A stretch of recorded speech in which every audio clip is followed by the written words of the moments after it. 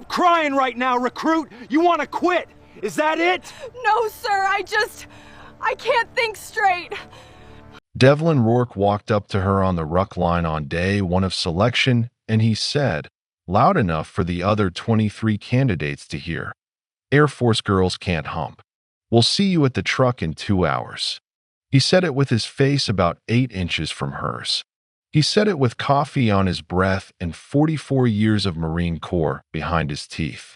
He said it because he believed it. He said it because he had said it to 4 other women in the previous 3 selection classes, and 4 other women had, in fact, been at the truck in 2 hours, and he had loaded their gear into the truck himself, and he had not been wrong yet. Master Sergeant Luella Bryce, Lulu, to the 3 people on Earth who called her anything, did not answer him. She did not look at him. She finished tightening the compression strap on the left side of her ruck. She stood up. She put the ruck on. She walked to the start line. 6 months later, on the final ruck of the course, 38 kilometers, 47 kilograms, 14 hours maximum, Devlin Rourke's right calf tore at kilometer 22, and he went down in the Florida dirt, and Lulu Bryce walked past him without breaking stride, and 800 meters down the road she stopped. She stood there for a long time. I do not know how long. Nobody who was there knows how long, because the only 2 people on that section of road were Bryce and Rourke was on the ground holding his leg, and Bryce was 800 meters ahead with her back to him, and neither of them was looking at a watch. What I know is what came next. She turned around. She walked back. She did not run. She walked. She covered the 800 meters in the same measured cadence she had been holding for 6 hours, because she was carrying 47 kilograms, and she had 16 kilometers left, and she was not going to waste a step. She reached him. She did not speak. He did not speak. She bent down. She picked up his ruck, 47 kilograms, identical to her own, and she lifted it, and she set it on top of her own ruck on her own back, and she stood up under 94 kilograms of dead weight, and she started walking again. That is the story. Everything else is just the explanation of how a 26-year-old orphan out of Acadia Parish, Louisiana, ended up on that road that day, with that load, with that man behind her, and the reason that, when she got to checkpoint 23 1 4/10 kilometers later and handed Rourke's ruck to the medics without saying his name, she did not turn around to see whether he was still on his feet. She kept walking. She had 16 kilometers left. She finished them. She finished the final ruck in 13 hours and 47 minutes. It was the best time in the class of 9 remaining candidates. 6 weeks later, at the graduation ceremony at Hurlburt Field, Devlin Rourke walked across the parade ground on a cane and personally placed the slate gray beret of the Air Force Special Reconnaissance career field on her head, and he said, into the microphone, in front of the families and the brass and the surviving members of her class, 6 words. She humped mine and hers. Standard. That's all he said. He walked back to his seat. He sat down. He did not look at her again that day. I want to tell you how all of that happened. I want to tell you who she was before. I want to tell you who Rourke was, because Rourke is not the villain of this story. Rourke is something more complicated than a villain, and I knew him a little, twice, at Quantico in the late 1990s, and I owe him the honesty of being told properly. I want to tell you about the old man who raised her, who was not the kind of father you are expecting, because he played the accordion and he talked more than any man I have ever heard of. And he died of a stroke on a Tuesday afternoon in October when she was 17 years old and standing in the kitchen with a glass of sweet tea in her hand. I want to tell you about the 800 meters of silence on that road at kilometer 22, because the 800 meters is the part of this story that matters, and it is the part nobody can fully account for. And I have spent a year trying to. My name is Hatch Holloway. 30 years in the Marine Corps. 20 more reading what people wrote about wars and selections, and the small private moments inside both. Tonight we are going to take our time. Her name is Luella Bryce. Sit down. Acadia Parish, Louisiana, sits about 30 miles west of Lafayette, and if you have never been there, I will tell you what it looks like. It is flat.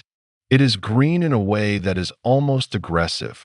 Rice fields, crawfish ponds, sugarcane in the southern half, soybeans where the land gets a little higher. The roads run straight for 10 miles and then bend for no reason anyone can explain. There are towns in Acadia Parish: Crowley, Rain, Church Point, Iota, Mermentau, and most of them have a Catholic church on the main street and a feed store across from it. And that is most of what they have. Some of the people speak English. Some of the older ones speak French, which is not the French they teach in school, and it is not the French they speak in France. It is its own thing, and it does not get written down. It gets sung, mostly on Saturday nights, by old men with accordions in bars and boudin rooms that smell like beer and somebody else's grandmother's perfume. Luella was born in Crowley General Hospital on the 17th of April, 1995. The name on the original birth certificate is not Bryce. I am not going to read the name she was born under, because the woman who gave her that name never used it, and because the people who became something else, and they did not give her this story to be in. Her mother was not her mother. Her mother was 19 years old. Her father was not listed. The mother signed the relinquishment papers in the hospital 3 days after the birth and walked out of the building. And as far as the state of Louisiana can determine, she has not been seen since. Not by her own mother. Not by her own sister. Not by anybody. Luella entered the Louisiana foster care system at 6 days old. Her first placement was in Lafayette, with a couple who kept her for 14 months and then gave her back because the wife got pregnant and they decided they only wanted one child after all. Her second placement was in Eunice, with a single woman who worked at a hospital and kept her for almost 3 years and then died of an aneurysm at the kitchen table on a Sunday morning in February. Luella was 4. She was in the house when it happened. The neighbor found them both at around 2 in the afternoon, the woman face down on the linoleum, and Luella sitting on the floor next to her with a coloring book, not crying, not making any sound at all. The neighbor told the caseworker later that the child had been there for hours and had, at some point, gotten up and put a dish towel under the woman's head. She was 4 years old, and she had put a dish towel under the head of the woman who had raised her because she did not know what else to do. That is in the file. I read the file. The caseworker who wrote it down has been dead now for 12 years, and her name was Marlene Doucette, and she wrote in a sharp, slanted hand that I had to read twice to be sure of, and the line in the file reads, "Child did not cry. Child was calm. Child appeared to understand. Child appeared to understand." I have sat with that line for a long time. I am not going to tell you what to do with it. I am going to keep going. Her third placement was the last one. Emil Bryce and Therese Bryce, of a small rice farm about 4 miles south of Church Point, on a gravel road called Chemin du Bayou Plaquemine that does not appear on most maps. Emil was 63 when Luella came to him. Therese was 61. They had raised 4 sons of their own, all grown and gone. 2 to the oil rigs in the Gulf, 1 to a parish job in Baton Rouge, 1 to a cemetery in Vermilion Parish at the age of 19 from a car accident on Highway 35. The Bryces had stopped fostering after the youngest moved out. They came back to it when Therese turned 60 because, she told the caseworker, "The house is too quiet, and I do not like the sound of my own dishes." That is also in the file. Luella arrived at the Bryce farm on the 12th of June, 1999, 4 years old, in a blue dress 2 sizes too big, carrying a paper grocery bag that contained 2 pairs of underwear, 1 stuffed rabbit with a missing eye, and a Polaroid photograph of the woman from Eunice. The caseworker handed her over on the front porch. Therese Bryce took her hand. Emil Bryce was standing in the doorway. He looked at the child for a long moment, and then he said, in English, because he was a polite man and the caseworker did not speak French, "Well, Shah, you came a long way for supper. Come on in." Shah, that is the word. It is the Louisiana French for cher, dear, sweetheart, beloved. It is not a word you say to a stranger. He said it to her the first sentence he ever spoke to her. He said it the rest of his life. He never called her anything else. Not Luella. Not Lulu. Shah. Just Shah. Now, here is where I want to stop you for a minute, because I know what you are expecting. I have told stories on this channel before, and I have told you about fathers, and I have told you about silent men who worked with their hands and said one important thing one time and then died. And I know you are bracing yourself for that. Emil Bryce was not that man. I want to be very clear. Emil Bryce talked. He talked from the moment he got up at 4:30 in the morning until the moment he sat down in his chair on the porch at 9 at night. And then he talked some more. He talked to the chickens. He talked to the rice. He talked to the dog, whose name was Boudreaux and who was deaf. He talked to himself when there was nobody else. He talked in English, and he talked in French, and he talked in a mixture of the two that I have heard described as Cajun pidgin by a linguistics professor at LSU, and that Emil himself would have described, if you had asked him, as just how I talk, Podna.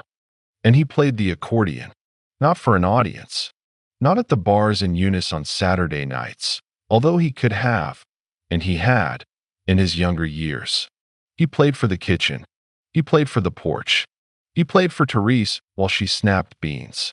He played for Luella while she did her arithmetic homework at the kitchen table, sitting across from him, working through long division on yellow legal paper with a number 2 pencil, while a 68-year-old Cajun man squeezed out 2 steps and waltzes and the old songs. Jolie Blonde, La Valse de Balfa, Les Flammes d'Affaires, on a black diatonic accordion that he had bought used in 1972 for $42 and had never put down. She learned to do long division to the sound of Jolie Blonde. She told me that, years later, through a person who knew her. She said she could still not hear that song without reaching for a pencil. That is the man who raised her. That is the kitchen she grew up in.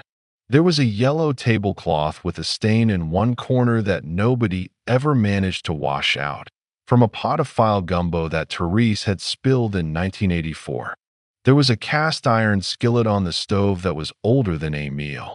There was a wooden crucifix on the wall over the doorway, and underneath it a framed photograph of the son who died in Vermilion Parish, who was named Jean-Baptiste and was 19 years old in the picture and was smiling. Therese touched the photograph every morning when she walked under it. Emil did not. Emil had stopped looking at it in 1978 and had not looked at it since. Luella looked at it. She told me that too, through the same person. She looked at the photograph of the boy she had never met every single day for 13 years, and she made a small private decision about it, somewhere around the age of 9, that I do not fully understand, but that I think is relevant to everything that happened later. She decided that the boy in the photograph was, in some way that mattered to her, her brother. Not because anybody told her to think that. Not because anybody in the house ever spoke about Jean-Baptiste in her presence. They did not. Not in 13 years, not once. She decided it on her own, by herself, looking up at the photograph from under the doorway. With her school bag on her shoulder, on her way out to catch the bus to Church Point Elementary. She had a brother. She had decided it. That was that. She was a good student. Not brilliant. Good.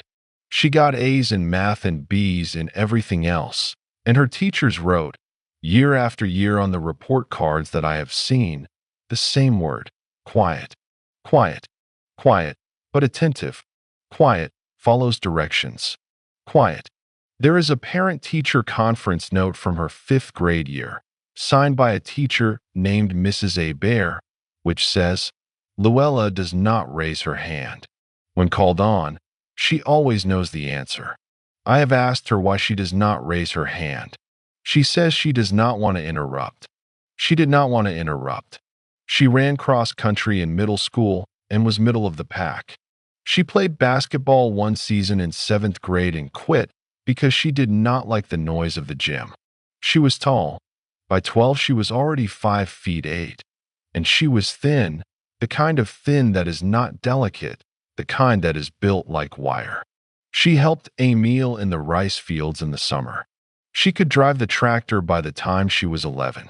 She could change the oil on Emil's 1986 Ford F-150 by the time she was 12, and she could re-shingle a section of roof by the time she was 14, and she could do all of this because Emil, while he talked constantly, also worked constantly, and the way he taught her things was not by sitting her down and explaining. It was by handing her the wrench while he kept talking about something else entirely, and expecting her to figure out which end went where. She always figured it out. Therese taught her to cook. Roux first, always roux first, in a cast iron skillet, flour and oil, stirred with a wooden spoon for 40 minutes until it was the color of a copper penny, and then darker, until it was the color of milk chocolate, and then darker still, until it was almost black, because that was how Therese made it. And Therese said anybody who stopped at chocolate was making a Yankee gumbo, and there is no excuse for it. Luella learned to make a black roux at the age of 10. She learned not to take her eyes off it. She learned that the moment you look away is the moment it burns, and a burnt roux cannot be saved. You throw it out, and you start over, and you do not complain about it. You just start over.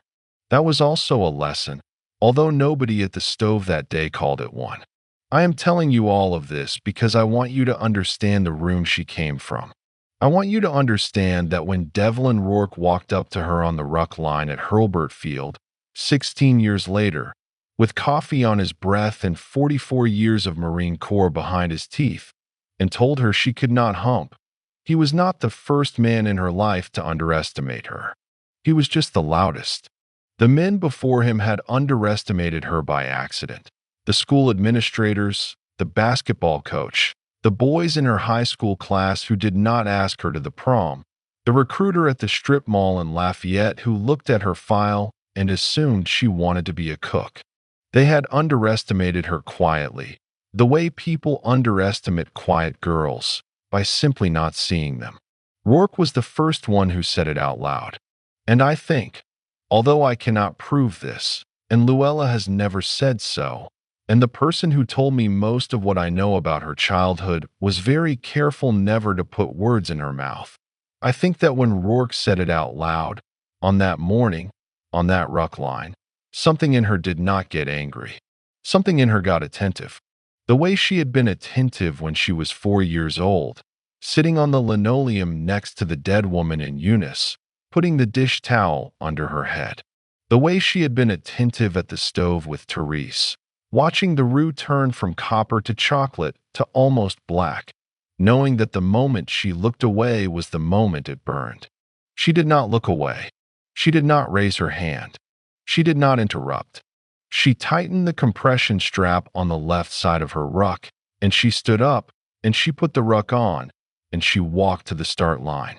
And in some part of her mind that she would never have described in these words, because Luella Bryce does not describe things in these words and never has, I think she made a decision that I am going to summarize crudely, because I am not her, and because I am 64 years old and I have been talking too long already. The decision was this: I am going to outlast him, not beat him, not prove him wrong, not show him up at the awards ceremony. Outlast him.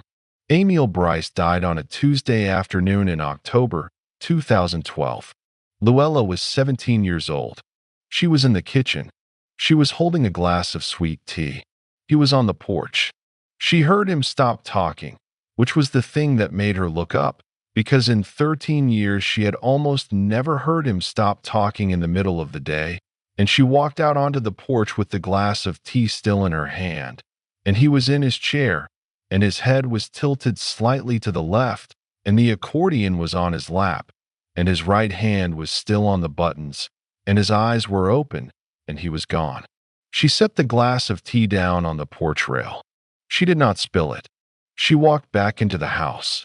She picked up the telephone in the kitchen, the old one, mounted on the wall, beige, with a long curled cord, and she called 911, and she gave the address, and she said, "My father has passed.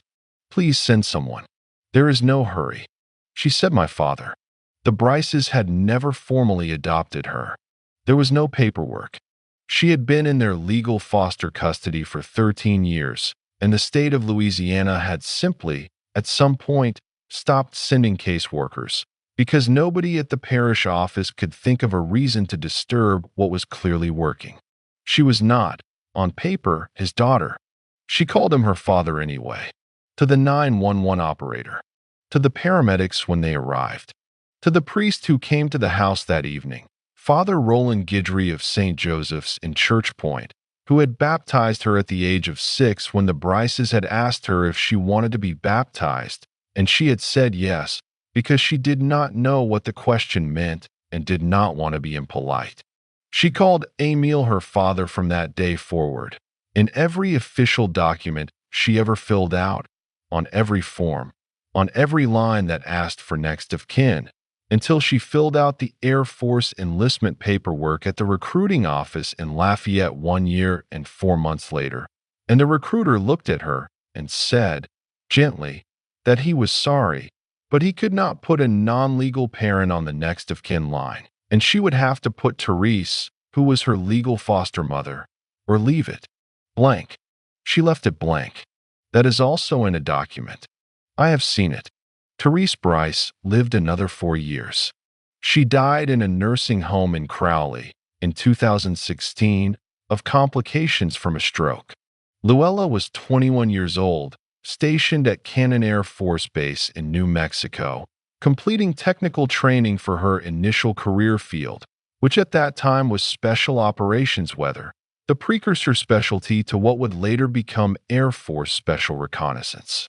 She flew home for the funeral. She wore her service dress uniform. She did not cry at the service. She sat in the front pew of St. Joseph's, in the same row where she had sat for 13 years of Sunday mornings, and she listened to Father Guidry deliver the eulogy in a mixture of English and French. And when it was over, she walked out of the church behind the casket, and she stood at the graveside while Therese was lowered down next to Emile and 3 rows away from Jean-Baptiste.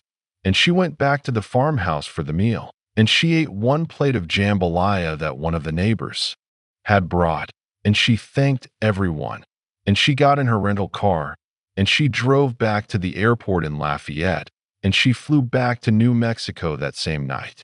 She was 21 years old. She had no living family. The Bryce farm was sold the following year by the 4 surviving Bryce sons, who divided the proceeds among themselves and did not include her, because she was not, on paper, their sister. The accordion went to the oldest son, who lived in Baton Rouge and who did not play. The photograph of Jean-Baptiste went to the second son, who put it in a box in his garage. The wooden crucifix from over the doorway was thrown out by the realtor. Luella was given, by Therese Will, 1 item, a cast-iron skillet, the one Therese had taught her to make roux in. It was shipped to her base address in New Mexico in a cardboard box with no note inside it. She unpacked it. She put it on the shelf above her stove in her dormitory kitchenette. She used it once a week. She still has it. It is on the shelf above her stove in her current quarters at Hurlburt Field, Florida, as of the last time anyone confirmed for me, which was 11 months ago. That is the family she had when she walked into the recruiting office in Lafayette on the 8th of January, 2014, 18 years old, 3 months out of high school, with a cast-iron skillet on a shelf in a farmhouse that would not be hers, and a glass of sweet tea on a porch rail that she had never gone back to refill, and a brother in a photograph who had died 16 years before she was born. That is the family she had when she signed her name on the enlistment papers. That is the family she had when, 6 years and 1 reenlistment and 2 career field conversions later, she stood on the Ruck line at Hurlburt Field on day 1 of Air Force Special Reconnaissance selection, and Devlin Rourke walked up to her with coffee on his breath and told her she could not hump. She had nobody. She had nothing to go back to. She had no audience to perform for. That, I think, is what Rourke did not understand about her on that morning. He thought he was looking at a woman who would quit because she had nothing to prove. He was looking at a woman who would not quit because she had nothing else. She did not want to join the Air Force. I am going to say that plainly, because it matters, and because the version of this story that gets told at unit functions, and there is always a version, has her enlisting because of some long-held childhood dream. Some moment at an air show in Lake Charles when she was 9 and saw an F-15 do a low pass and decided right then and there that she was going to wear the uniform. That story is not true. I have asked the person who would know. She never went to an air show in Lake Charles.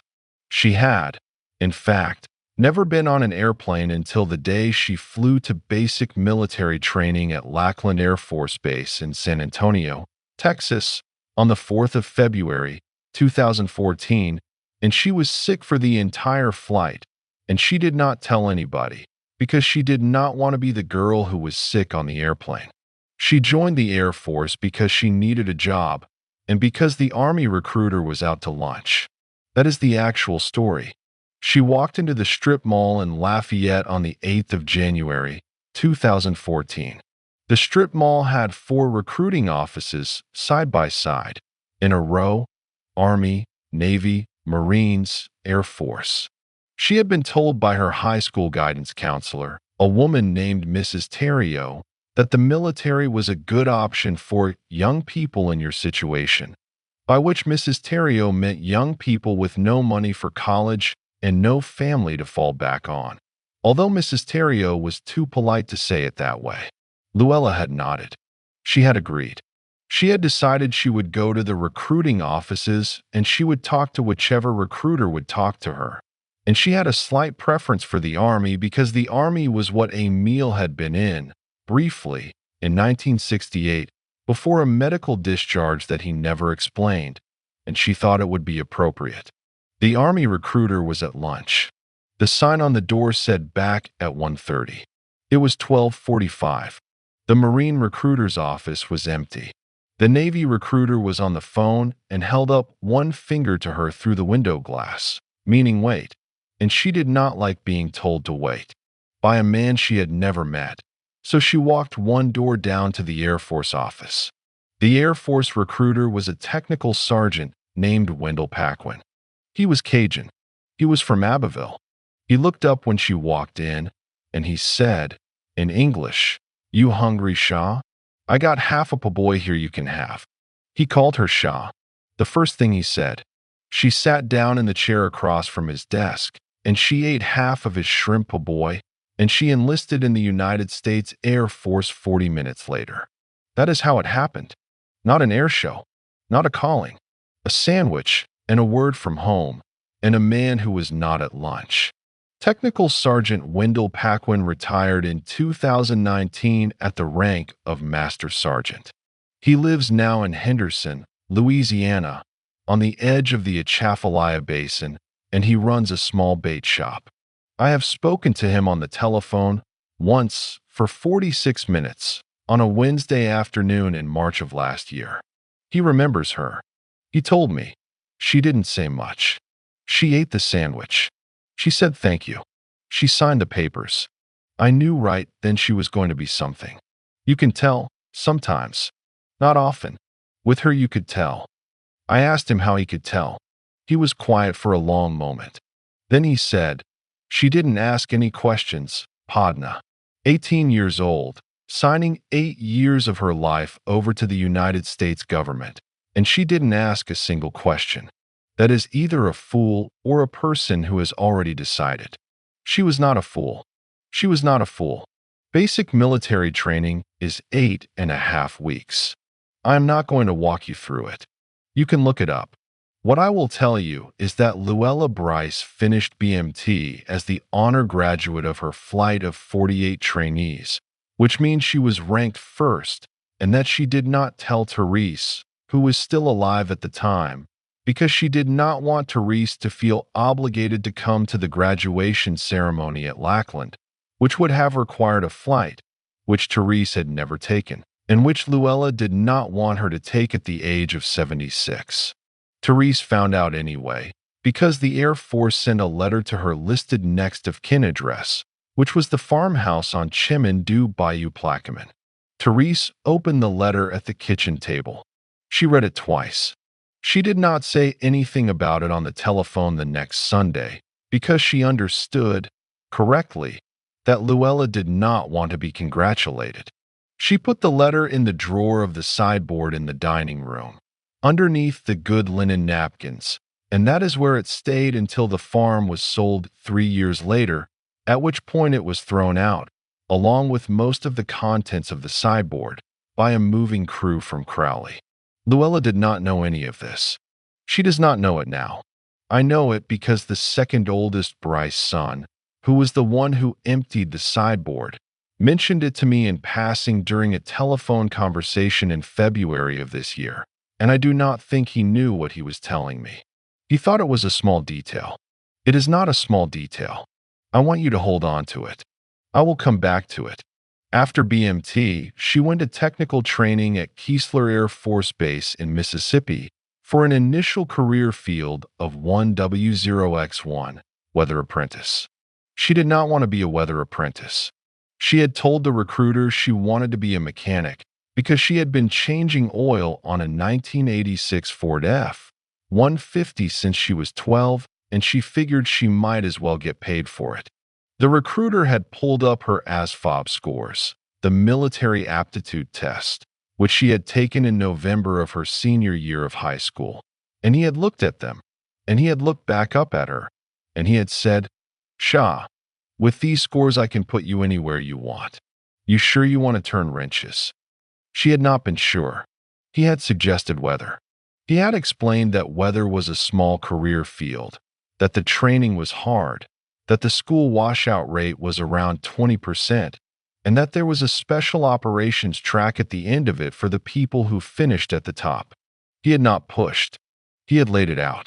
She had thought about it for 90 seconds, sitting at his desk, and she had said, "Okay." That was the second decision that shaped her life. The first was getting out of the car at the strip mall in Lafayette instead of driving home. The second was the 90 seconds at Wendell Paquin's desk. Neither of them looked like a decision at the time. Most decisions that matter do not look like decisions at the time. They look like okay. They look like I guess so. They look like a shrug from a teenage girl who has nowhere else to be and a half a shrimp boy in her stomach. Weather school at Keesler is 30 weeks. It is hard. The washout rate at the time she went through was, in fact, 23%. She finished second in her class. She would have finished first, but she lost 2 points on a final practical exam because she misidentified a cloud formation as a mammatus when it was, in the instructor's judgment, a pyrocumulus. And although she argued the point, quietly, respectfully, by handing the instructor a printed page from the textbook that supported her identification, the instructor did not change the grade. The instructor's name was Senior Master Sergeant Carlton Voss. He has since retired. I have not spoken with him.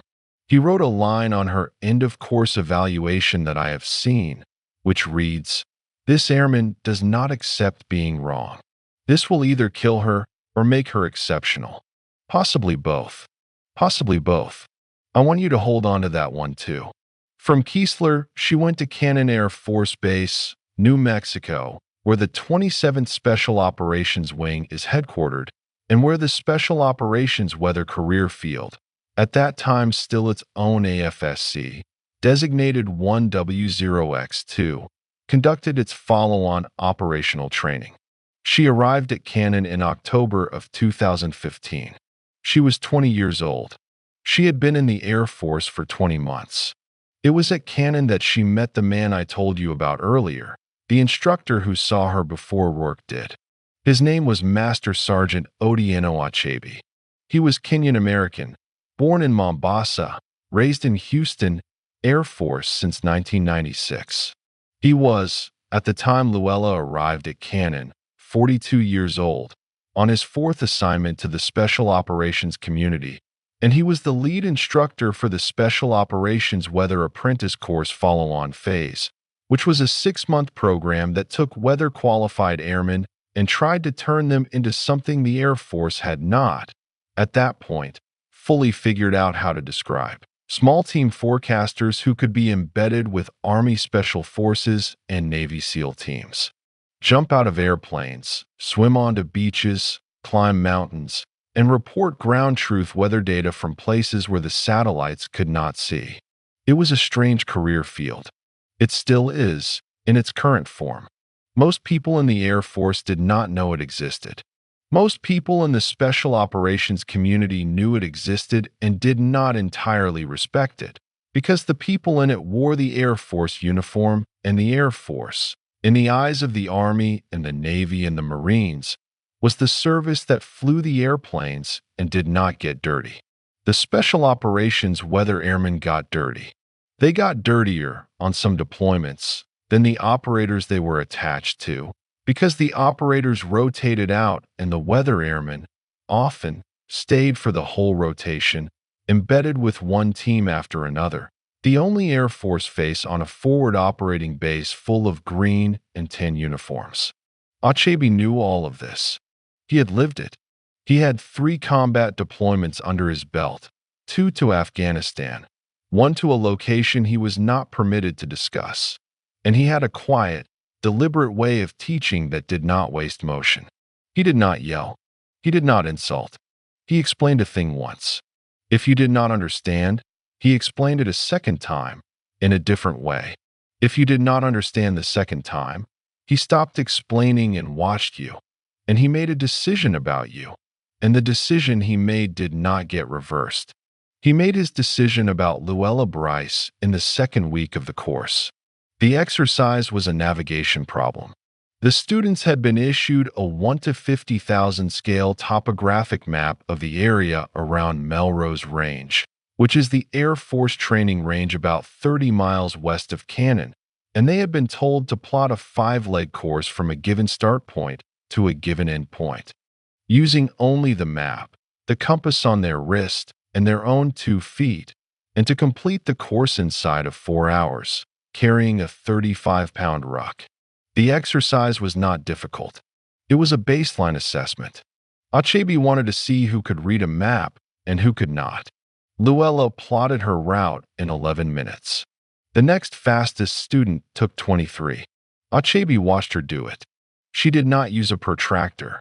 She used the edge of her compass and her thumb. She drew her grid lines with a mechanical pencil, lightly, so she could erase them later and turn in a clean map. She checked her work once by remeasuring the bearing on her 2nd leg, and she found a 1-degree error, and she corrected it, and she put the pencil down. Achebe walked over to her. He looked at the map. He said, "You've done this before." She said, "No, Master Sergeant." He said, "Where did you learn to plot like that?" She said, "In the classroom last week, Master Sergeant. You showed us." He looked at her for a long moment. He said, "I showed all of them last week. Why can you do it and they cannot?" She thought about the question. She did not give a glib answer. She did not say, "I don't know." She thought about it. And then she said, "Because you said it once, Master Sergeant, and I was listening." Achebe did not respond to that. He walked away. But he wrote a note that evening, in the small leather-bound notebook he carried in his left breast pocket, which I have not seen, but which I have been told about, by a person who saw it once over Achebe's shoulder in a chow hall in 2017. The note read, in Achebe's small, precise handwriting, "Bryce. Watch her. Possible candidate. Possible candidate for what was not specified. It did not need to be specified." Achebe knew what he meant. She finished the Special Operations Weather Apprentice course follow-on phase as the distinguished graduate. She was, at the graduation ceremony in April of 2016, the only female airman in a class of 19. She received her Special Operations Weather Beret, gray, at that time, before the career field was restructured, from Acadia himself, who pinned it on her in the standard ceremony, and who said nothing during the pinning, because the ceremony does not call for words. But after the formation was dismissed, and the families had begun to filter onto the parade ground to take photographs, and Luella was standing alone, because she had no family there, Acadia walked over to her, and he stopped in front of her, and he said, quietly, just to her, "You have a long road, Bryce. I do not know how far you are going to go, but I will tell you this. When it gets hard, and it will get hard, in a way that the school cannot prepare you for, remember that you did not get the beret because you are fast or because you are strong. You got the beret because when I said something, one time, you were listening. That is the rarest skill in this career field. Do not lose it." She said, "Yes, Master Sergeant." He said, "Good luck, Shah." He said Shah. He was not Cajun. He had never been to Louisiana. He had read her personnel file, which listed her hometown as Church Point, and he had asked a Cajun mechanic in the transportation squadron one afternoon what the word meant, and he had filed the information away, and he used it once, that day, on the parade ground, because he had decided it was important. She did not cry. She had not cried at Therese's funeral, which had been 3 weeks earlier. She had not cried at the graveside. She had not cried on the flight back to New Mexico. She did not cry on the parade ground. She nodded. She shook his hand. She walked off the field with her gray beret in her hand, because she did not want to wear it indoors, and she went back to her dormitory room, and she sat on the edge of her bed, and she held the beret in her lap, and she sat there for 2.5 hours without moving. The roommate who lived next door, a young woman named Senior Airman Brianna Holcomb, who has since separated from service and who lives now in Sacramento, told me that she walked past Luella's open door at around 2000 hours that evening, and she saw Luella sitting on the bed. And she thought about going in to congratulate her, and she did not, because something in the way Luella was sitting told her that this was not a moment for congratulations. She was somewhere else, Brianna told me. She was not in the room. I do not know where she was. I closed her door for her on the way past, because the hallway lights were on, and I thought she should have her privacy. I asked Brianna if she ever asked Luella about that evening. She said no. She said, "You did not ask Luella things. You just didn't. You waited, and if she wanted to tell you, she told you." She never told me about that evening. I don't think she told anyone. I think Brianna is right. I think Luella sat on the bed for 2.5 hours that evening, holding the gray beret, and I think she was thinking about Emile, and about Therese, and about the woman in Eunice with the dish towel under her head, and about Jean-Baptiste in the photograph over the doorway, and about the fact that there was no one in the world who knew, at that moment, what she had just been given. Not a single living person who would understand what it meant. Acadia had said the words on the parade ground, and Acadia was a good man.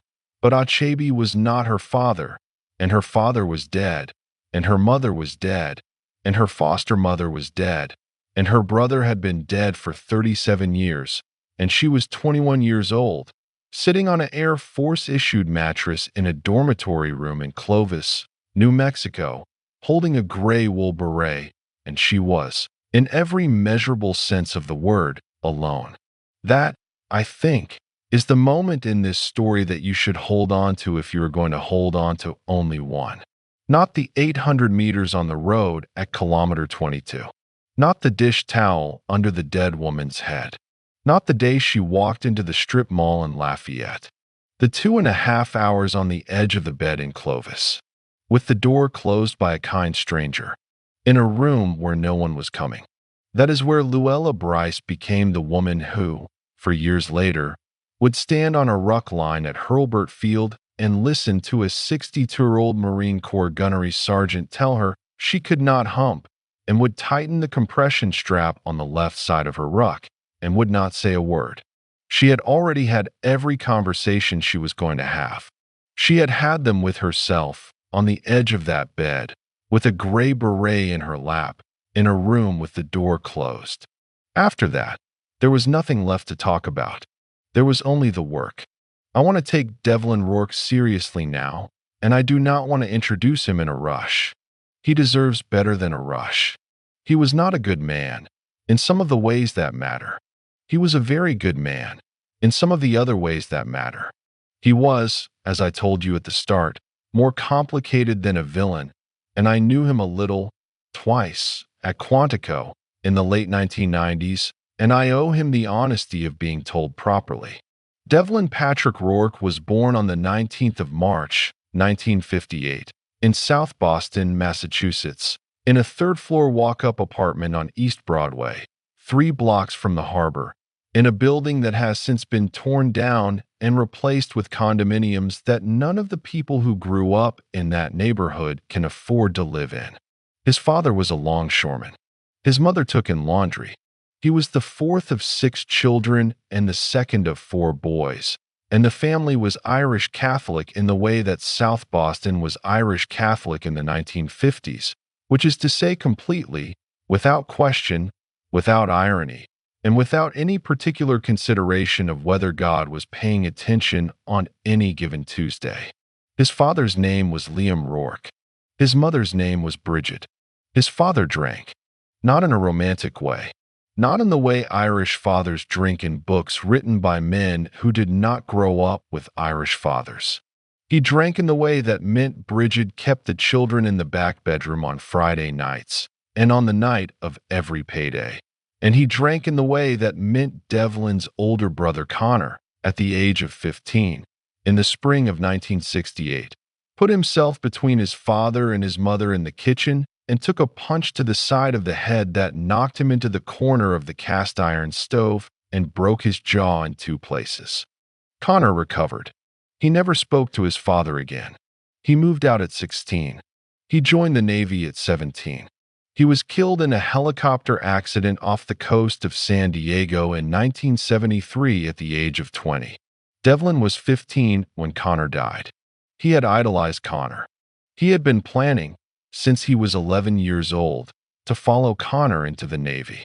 He changed his mind the day the chaplain came to the apartment to deliver the news, because he watched his father, who had not seen Connor in 5 years, who had not written, who had not called, receive the news standing in the kitchen doorway, and he watched his father nod and turn around and walk out the door of the apartment and go down to the bar on the corner. And he watched his mother sit down at the kitchen table and put her face in her hands, and he made a decision standing in the hallway outside the kitchen at the age of 15, which was that he would not be in the Navy, because the Navy was his brother's, and he would not give his father even the small comfort of a second son in the same uniform. He joined the Marine Corps at 17. In the summer of 1975, 3 months after the fall of Saigon, when no one in America wanted to talk about the military and no one in his neighborhood understood why a boy with decent grades would enlist in any branch of service at all. He left South Boston on a Greyhound bus from the South Station terminal. His mother came to see him off. His father did not. He arrived at Marine Corps Recruit Depot Parish Island, South Carolina, on the 18th of August, 1975. He was, on the day he stepped off the bus at Parish Island, 5 feet 11 inches tall, 146 pounds, and angry in a way that he did not yet have words for. The Marine Corps took the anger, and it gave him words for it. It gave him a uniform to put the anger inside. It gave him a chain of command to point the anger at appropriate targets. It gave him, over the course of the next 44 years, a structure inside which he could be the person he was, without that person being a problem. This is not unusual. This is, in fact, the great quiet function of the United States Marine Corps in American life. It takes young men who, in another country, in another century, would have become a problem for someone, and it makes them useful instead. It does not heal them. It does not pretend to heal them. It gives them a place to stand. Devlin Rourke stood in that place for 44 years, and he did not, in those 44 years, hit a woman or drink to excess, or failed to send money home to his mother on the first of every month until her death in 1994. And I am telling you this because it is true and because it is part of him, and because the man who walked up to Luella Bryce on the Ruck line at Hurlburt Field in 2020 was the same man who had stood at his mother's graveside in St. Augustine Cemetery in South Boston in October of 1994 and had wept, in his dress blues, in front of his 3 surviving siblings, and had not been ashamed of it. He was not a simple man. I want you to understand that. I am going to tell you the things he did that were ugly. I want you to remember the rest of him while I tell you. He did 3 tours. Beirut in 1983.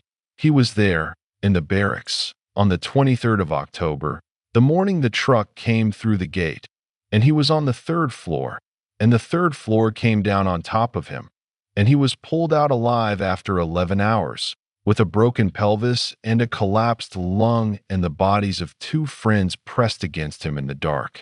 Desert Storm in 1991, where he was a staff sergeant and a platoon sergeant and saw very little fighting, because the war was over before it began. In Helmand Province, Afghanistan, in 2010, where he was a gunnery sergeant attached as a senior advisor to a Marine Special Operations team, and where the thing happened that I have to tell you about, because it explains the rest of him, and because without it the morning on the Ruck line at Hurlburt Field does not make sense. I am going to tell it carefully. I am not going to dramatize it. I am going to tell you what happened.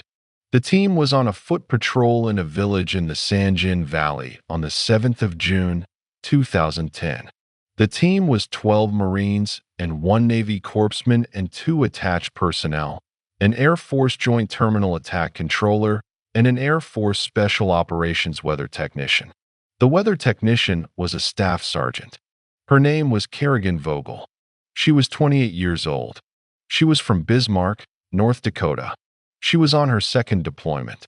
She was the first female Special Operations weather technician to be embedded with a Marine Special Operations team in combat, which was not, at the time, a fact anyone in the chain of command had made a fuss about, because the policy had quietly shifted in the preceding 18 months and nobody wanted to draw attention to it.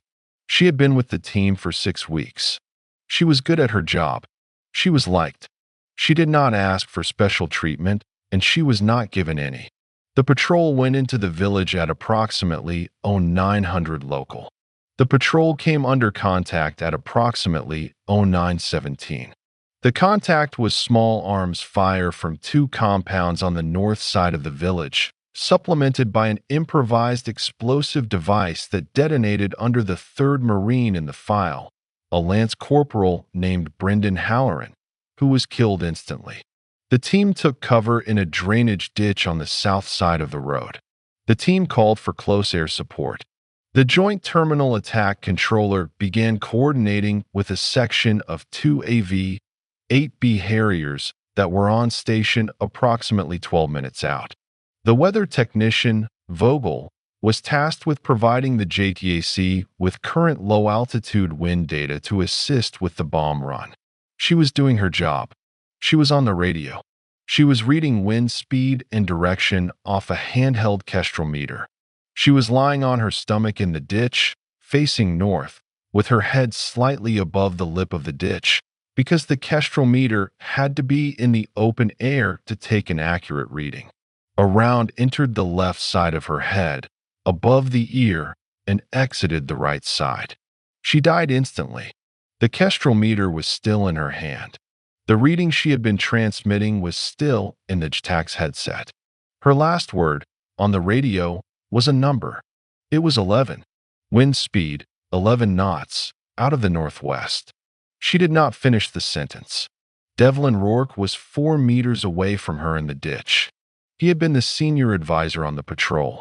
He had been the one who, 2 weeks earlier, in a planning meeting at the firebase, had pushed back when the team leader had suggested that Vogel be left behind on this particular patrol because the village was assessed as high risk and because Vogel was, in the team leader's words, new in country and not fully spun up. Rourke had pushed back.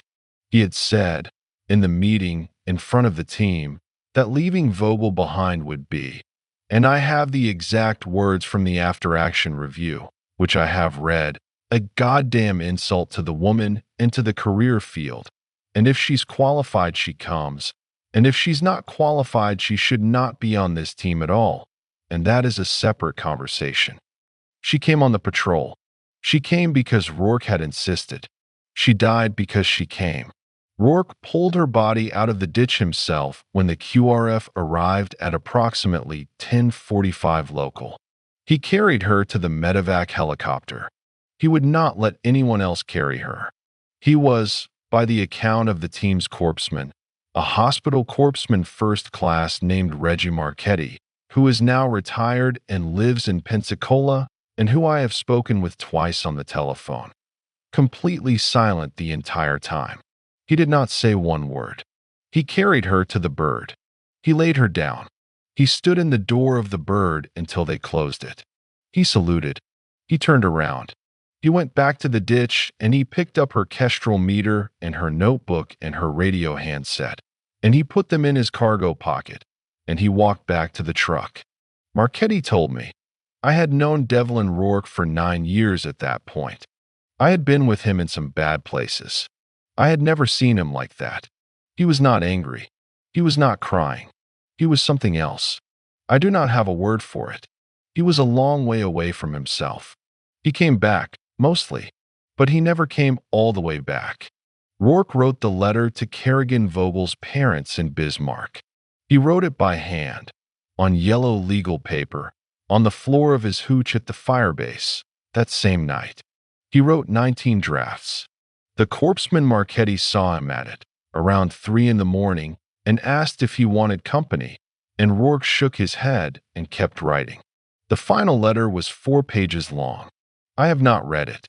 The Vogel family has it.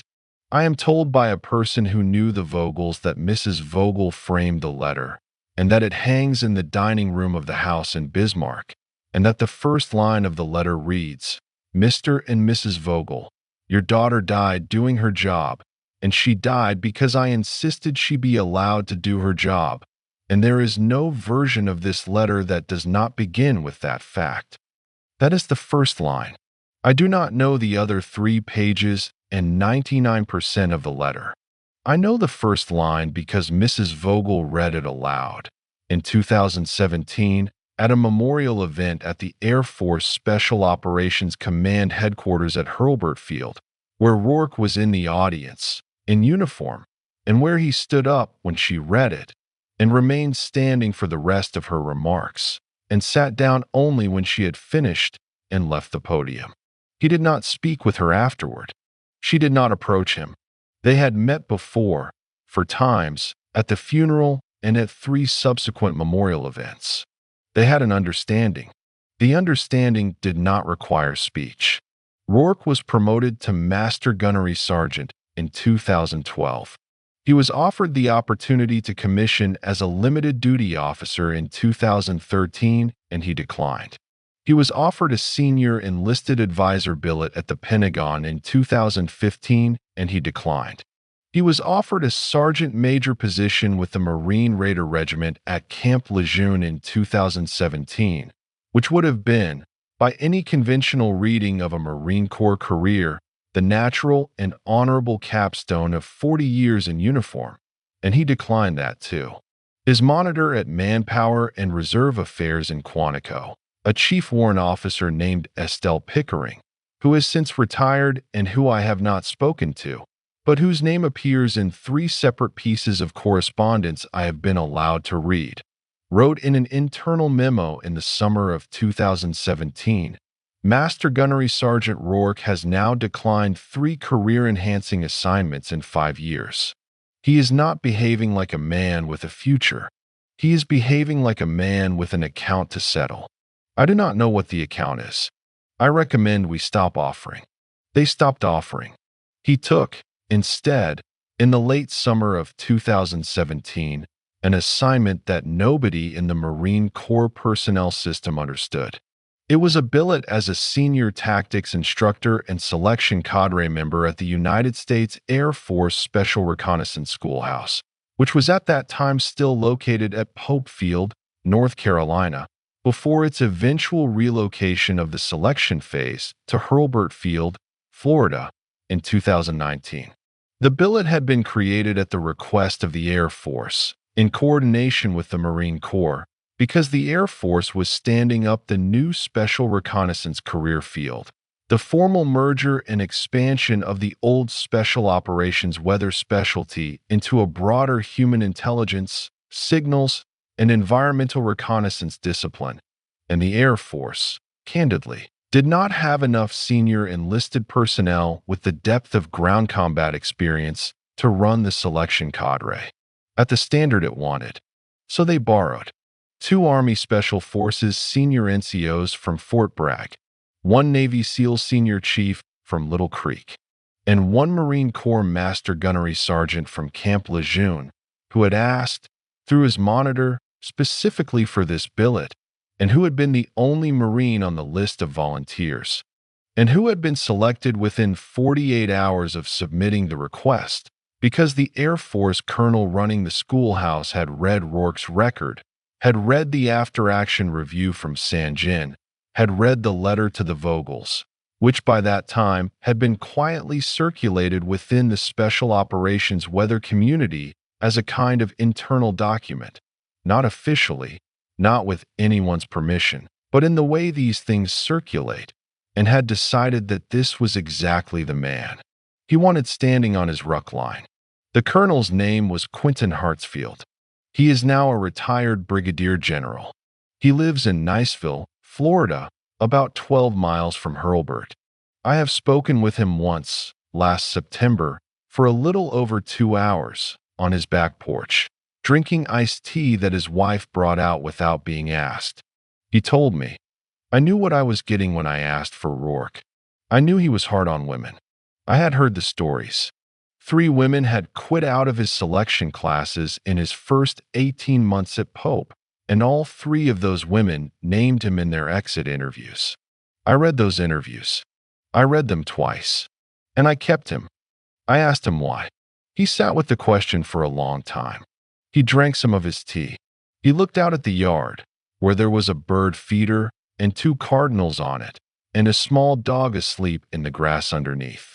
Then he said, because Devlin Rourke was not trying to wash women out of my schoolhouse hatch. He was trying to find the one who would not wash out. He had a woman die in a ditch in San Jin because she did her job, and he carried her to the bird, and he wrote her parents a letter, and he never got over it. He came to my schoolhouse because he had decided that the next woman to make it through to a special operations team on his watch was going to be a woman that he, personally, could not break. And the only way he knew how to do that was to try, with everything he had, to break her. And I let him, because I agreed with him. He drank some more of his tea. He said, you can write that down if you want. I'll stand behind it. I'm retired. I don't owe anybody a softer version. I wrote it down. I am reading it to you now, word for word, from the notebook on my desk.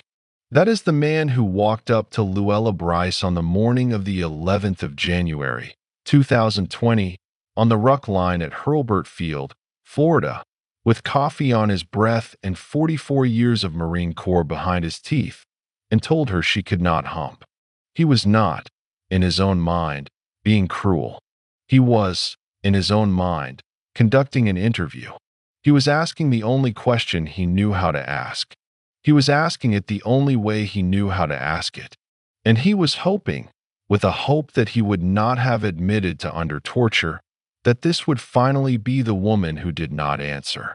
She did not answer. She tightened the compression strap on the left side of her ruck.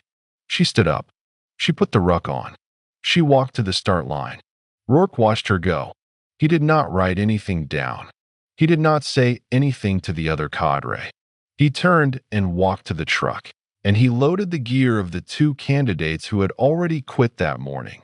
There are always candidates who quit on the morning of day one, before the first event even begins, because selection has a way of becoming real in the parking lot.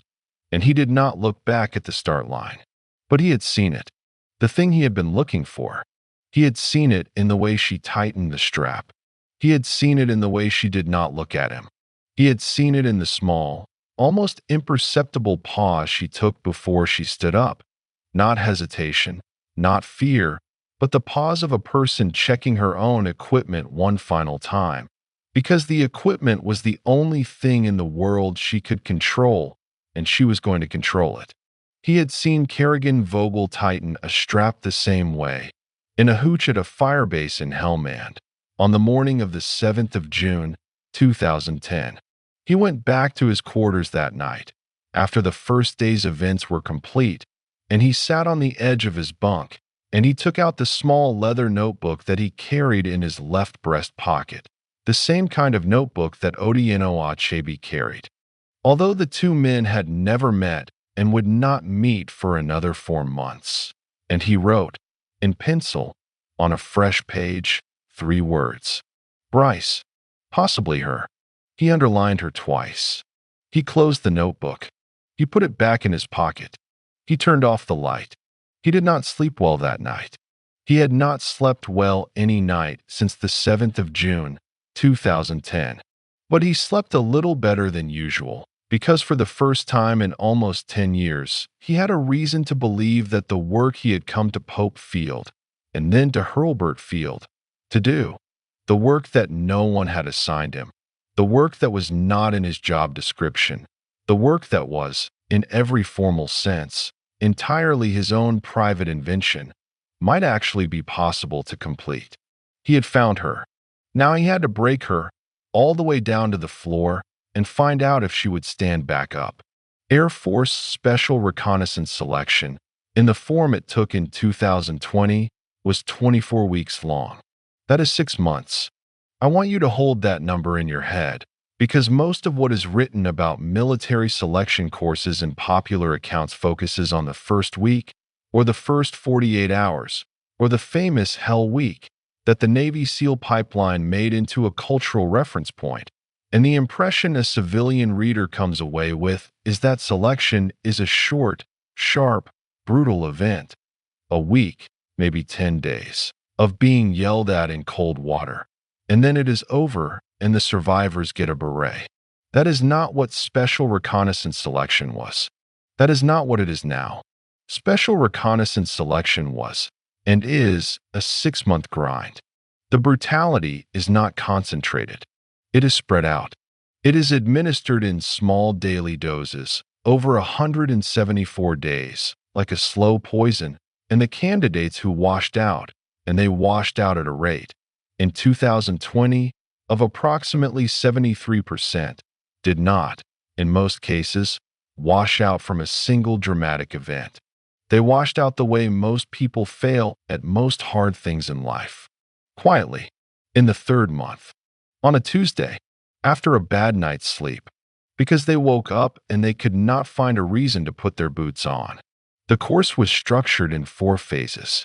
Phase 1 was assessment and selection proper, the first 8 weeks, conducted at Hurlburt Field. This was the phase that most resembled what civilians imagine when they imagine selection. Physical events, ruck marches, swim assessments, obstacle courses, sleep deprivation exercises, land navigation in unfamiliar terrain, and constant, deliberate, structured harassment by the cadre. Phase 2 was small unit tactics and combat skills, 10 weeks, conducted at Camp Bullis, Texas. Phase 3 was the Air Force Combat Dive Course, 5 weeks, conducted at Naval Support Activity Panama City, Florida. Phase 4 was the Military Free Fall Parachutist Course, 3 weeks, conducted at Yuma Proving Ground, Arizona, with the U.S. Army Special Forces. 6 months. For locations, 24 candidates at the start, 9 at the end. Luella Bryce was one of 2 women who started. The other woman was a senior airman named Pia Castellanos from El Paso, Texas, 25 years old, prior weather, very strong, very technically competent. She washed out in week 6 of Phase 1 with a stress fracture in her left tibia that she had tried to hide for 11 days, and that was discovered, finally, when she could not put weight on the leg during a timed rope climb event. She was processed out of the course on a Thursday morning. She did not say goodbye to Luella because the cadre did not permit candidates who were dropping to say goodbye to candidates who were still in. This was a deliberate policy. The cadre believed, correctly, that goodbyes were contagious. Luella did not learn that Pia had washed out until that evening, when she walked back to the barracks after the day's final event and saw that Pia's locker had been emptied and her bunk had been stripped, and she understood, the way you understand these things, without anyone having to tell you. She stood in the doorway of the barracks for a moment. She did not say anything. She walked to her own bunk, and she sat down on the edge of it, and she unlaced her boots, and she set them on the floor side by side, and she lay back on the mattress without taking off her uniform, and she stared at the ceiling for a long time. She was, from that evening forward, the only woman in the course. She remained the only woman in the course for the next 18 weeks. Now, I want to be careful here. I want to be careful because there is a way of telling this story that turns into a kind of pornography of suffering, where I list every cruelty, every cold morning, every collapsed pace, every moment a man twice her age stood over her and said something that he would not have said to a man twice her age. I am not going to tell it that way. It is a true way to tell it, and it would be accurate to the facts, but it would not be accurate to her, because she did not experience the 6 months as a list of cruelties. She experienced it as work. The cruelties were inside the work. They were a feature of the work. They were, by week 3, no longer a separate category of experience that she cataloged. They were just the weather. What I am going to tell you about is the specific shape of what Rourke did. Because Rourke was not generic. Rourke had a method. The method was not in any cadre handbook. The method was his own, and he had developed it deliberately over the 18 months he had been at the schoolhouse, and the method was designed to do one particular thing, which was to find the precise point in a female candidate at which she stopped being a candidate and started being a woman who needed to leave.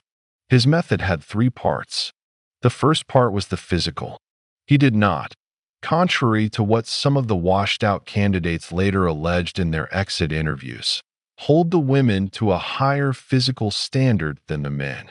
He could not have, even if he had wanted to. The standards were the standards. They were written down. They were enforced by stopwatches and by tape measures and by other cadre members who did not work for Rourke. What he did, instead, was attend more closely to the female candidates during the events. He stood closer. He watched longer. He noted smaller things. If a male candidate's pace dropped by half a second per kilometer in the back half of a ruck, Rourke might or might not see it. If a female candidate's pace dropped by half a second per kilometer in the back half of a ruck, Rourke saw it, and Rourke wrote it in his notebook, and Rourke, the following morning, found a quiet moment to mention it to her. Not in front of the others. He was not a showman. He mentioned it the way a man mentions to his daughter that her shoelace is untied, conversationally, with a small, almost paternal disappointment. "Bryce, your pace dropped half a second yesterday on the back stretch. You want to talk about that?" She did not want to talk about that. She never wanted to talk about that.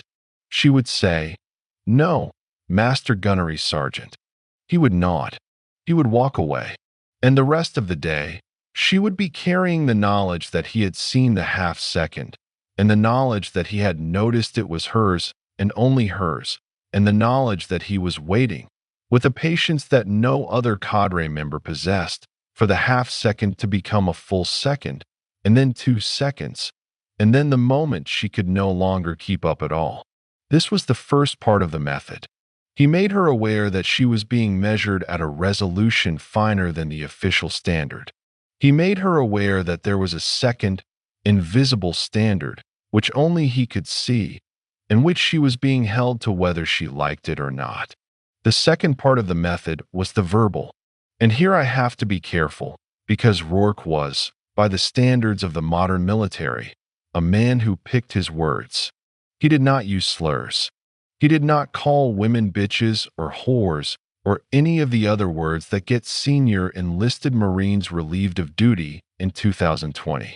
He had been around long enough to know that those words were a luxury he could no longer afford, and he had been raised by his mother, Bridget Rourke of South Boston, to consider those words beneath the dignity of a man in uniform, regardless of what the regulations said.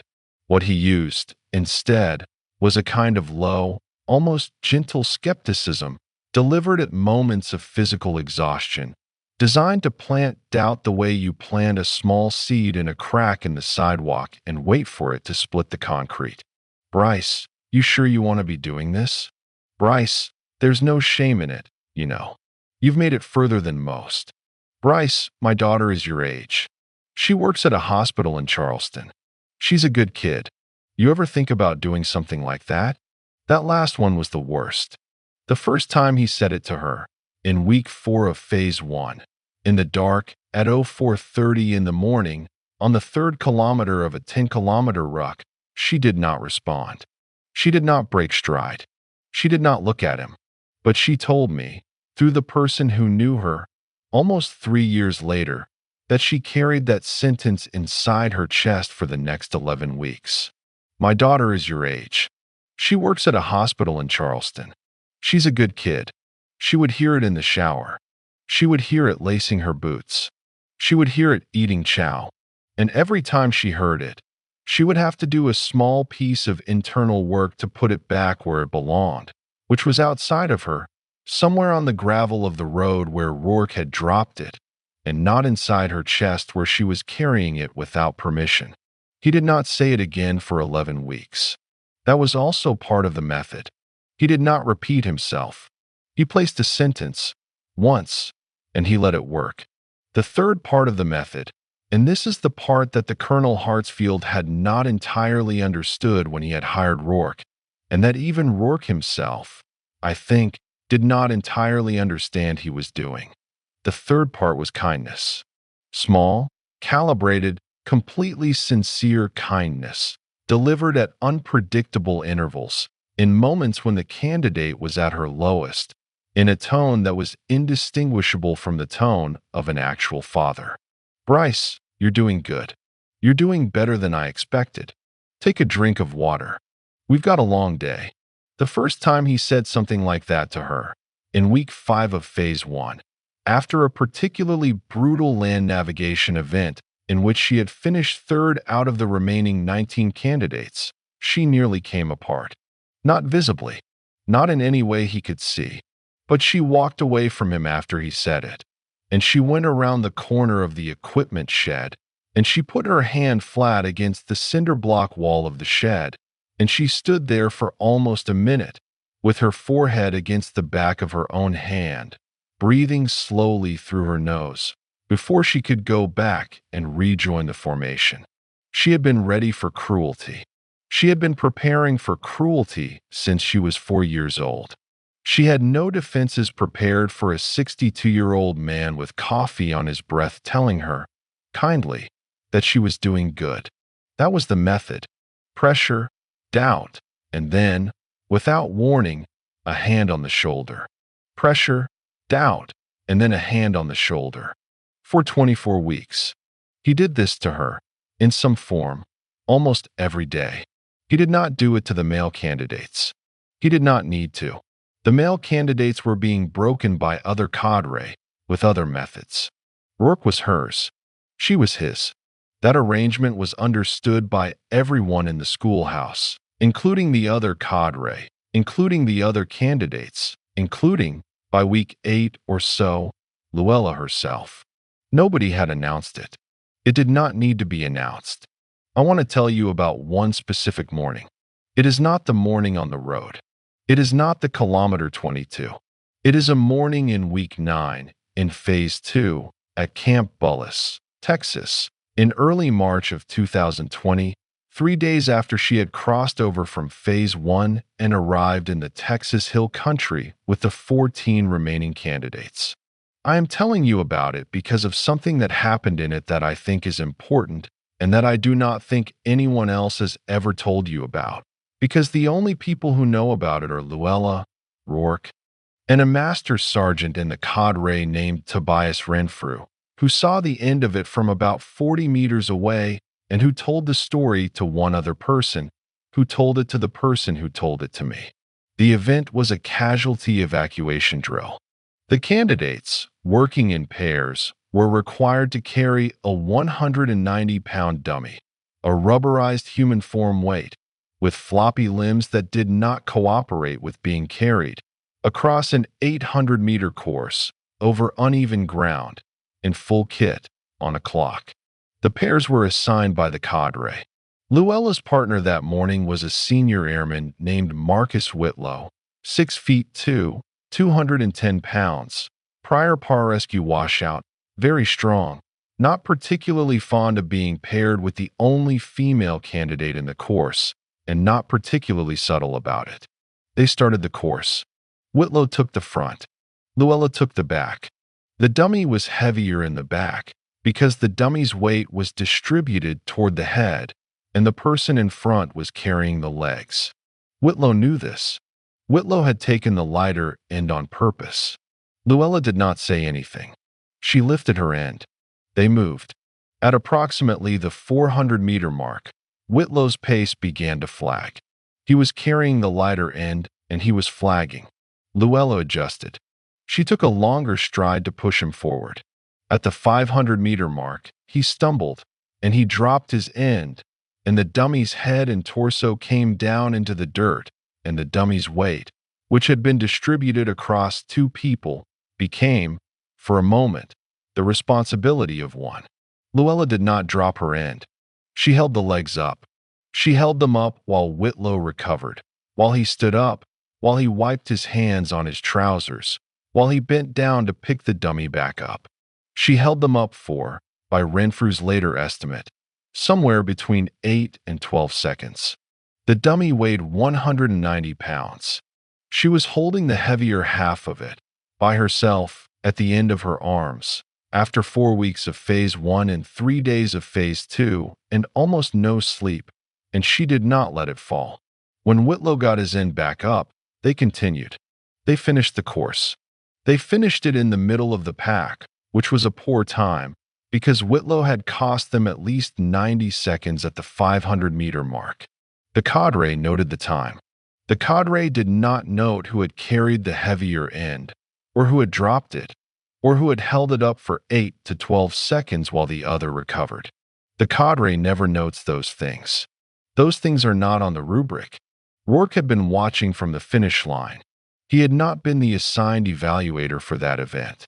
He had been watching anyway. After the pair crossed the line, and after Whitlow had peeled off to go find water, Rourke walked over to Luella. She was bent over with her hands on her knees, recovering. He stood next to her. He did not speak for a moment. Then he said, quietly, just to her, "You should have let it fall, Bryce." She looked up at him. She did not understand. He said, "You should have let it fall. You held it up for him. You bailed him out. He's going to remember that you bailed him out. He's not going to remember it the way you want him to. He's going to remember it the way men like him remember it, which is as the thing that he owes you, and men like him do not like owing things to women. You made an enemy this morning, and you didn't have to. You should have let it fall." She did not respond. She straightened up. She wiped sweat off her forehead with the back of her wrist. She looked at him for a long moment. And then she said, and this is the part that Renfrew saw from 40 meters away, and that he later described as the only time in 18 months I ever saw Devlin Rourke have a sentence said to him that he did not have an answer to, she said. Master Gunnery Sergeant. With respect, the dummy was not going to know the difference. He looked at her, she said, and I was not carrying it for him. He kept looking at her. She said, permission to go find water, Master Gunnery Sergeant. He said, granted. She walked away from him. She walked to the water point. She drank 2 canteens of water. She did not look back at him. She did not look back at him for the rest of the day. Rourke stood where she had left him, in the dirt at the finish line of the casualty evacuation drill, for, by Renfrew's account, almost a full minute. He did not write anything in his notebook. He did not call after her. He did not move. He just stood there. And then he turned around, and he walked back to the cadre tent, and he sat down at the folding table, and he poured himself a cup of coffee from the metal urn, and he drank it slowly, looking out across the training area in the general direction in which she had gone.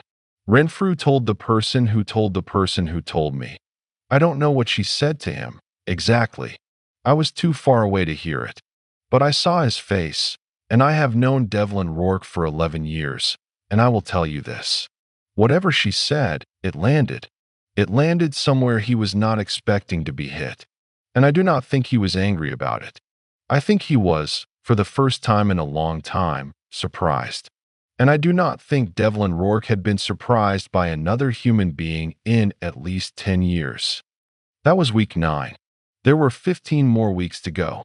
The road, the one with the kilometer 22, the one with the 800 meters of silence, that road was in week 21. 12 more weeks of work between this morning at Camp Bullis and that morning on the road. 12 more weeks of pressure, doubt, and a hand on the shoulder. 12 more weeks of the half second per kilometer. 12 more weeks of my daughter is your age. 12 more weeks of the only woman in the course walking back to the only stripped bunk in the barracks every night and lacing her boots in the dark every morning and saying, yes, Master Gunnery Sergeant, and no, Master Gunnery Sergeant, and almost nothing else to anyone for any reason. 12 more weeks. She had 8 kilometers of road in her on the morning of the 17th of June, 2020, when she made her one decision and turned off the gravel and walked into the silence.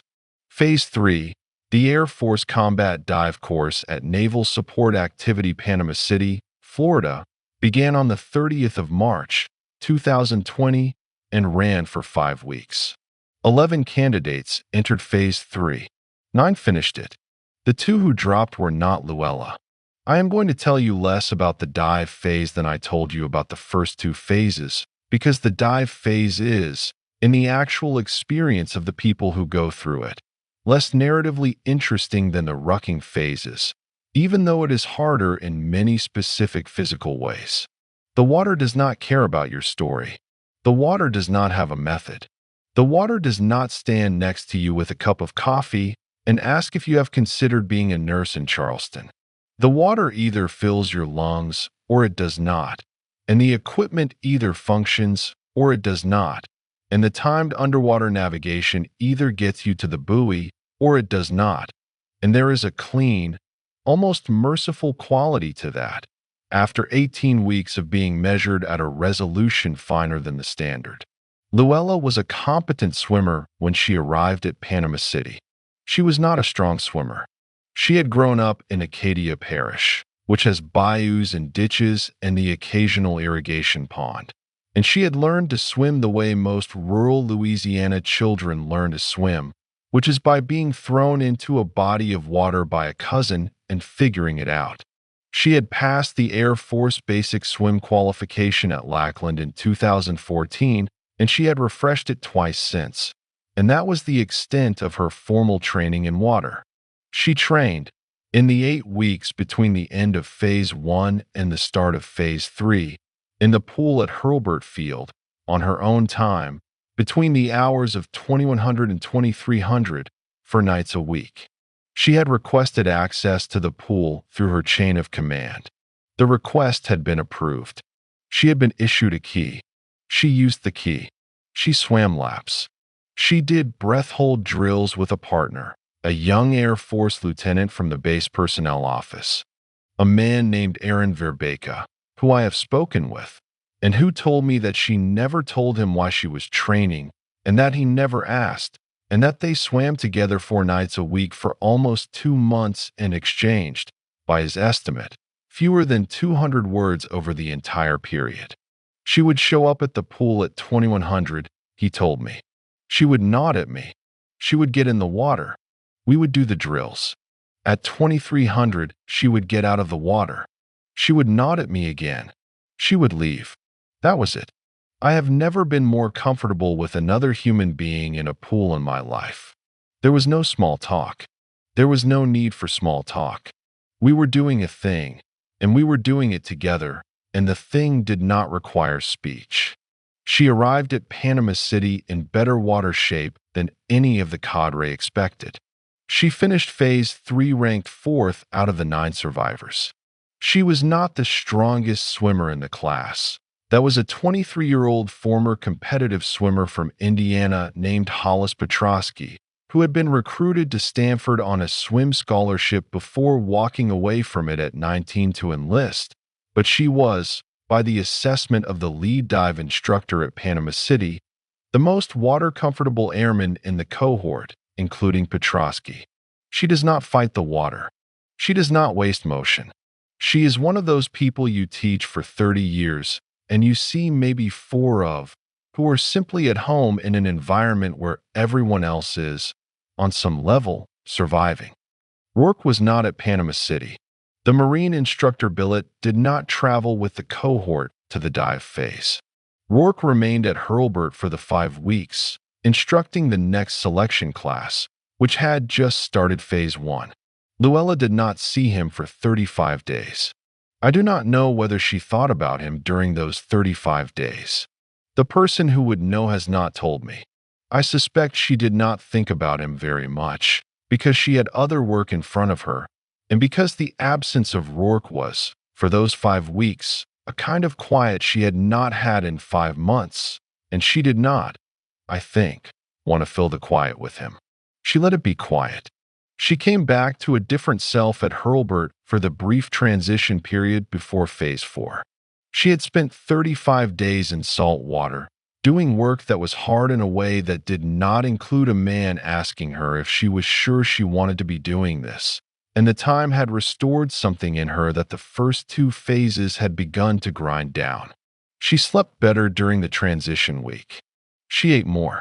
She wrote a letter, the only letter she wrote in the entire 6 months of selection, to a person whose name I am not going to give you, because that person is still alive and that person has asked, through an intermediary, that I do not name her.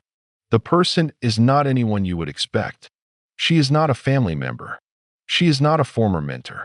She is a woman in her early 60s who lives in Crowley, Louisiana, and who knew Luella for a period of approximately 14 months in 2012 and 2013, and who had done one specific, small, completely unremarkable kindness for Luella during that period, the kind of kindness that the person doing it does not remember a week later, and that the person receiving it carries for the rest of her life. I have not read the letter. The woman in Crowley has it. She told the intermediary that the letter is 2 pages long, written in pencil, on lined notebook paper, and that the last line of the letter reads, "I do not know if I am going to finish this thing, but I wanted you to know, in case I do not, that you were one of the 4 people in my life who ever did something for me without wanting anything back. I have remembered it. I will remember it whether I finish or whether I do not. Thank you." The letter was postmarked from Mary Esther, Florida, on the 3rd of May, 2020. Phase 4 began 2 days later. Phase 4 was military free fall at Yuma Proving Ground in Arizona, 3 weeks, conducted by U.S. Army Special Forces instructors. Luella had never jumped out of an airplane. None of the remaining 9 candidates had jumped out of an airplane in a free fall context. They had all done static line jumps at Fort Benning during earlier portions of their training pipelines, but free fall was new for all of them. The course taught them how to exit an aircraft at altitude, stabilize in the air, deploy a parachute under canopy, and land safely in increasingly demanding configurations, first by daylight with minimal equipment, then at night, then with combat equipment, then with oxygen at high altitudes, and finally in the high-altitude, high-opening configuration that was the operational requirement for special reconnaissance teams inserting into denied territory. Luella made 27 jumps in 3 weeks. She did not love it. She did not hate it. She did the work. On her 9th jump, a night jump with combat equipment, her main parachute developed a partial malfunction at approximately 2,800 feet, a line twist that she could not clear with the standard procedure, and she executed her emergency procedure correctly, cut away her main canopy, deployed her reserve, and landed in the drop zone within 30 meters of her intended point of impact, in the dark, with 80 pounds of equipment on her body. The Army jumpmaster who debriefed her after the jump, a sergeant first class named Demetrius Holloway, asked her how she had felt during the malfunction. She thought about the question. She said, "I felt like I had about 4 seconds to do the right thing, Sergeant, so I did the right thing."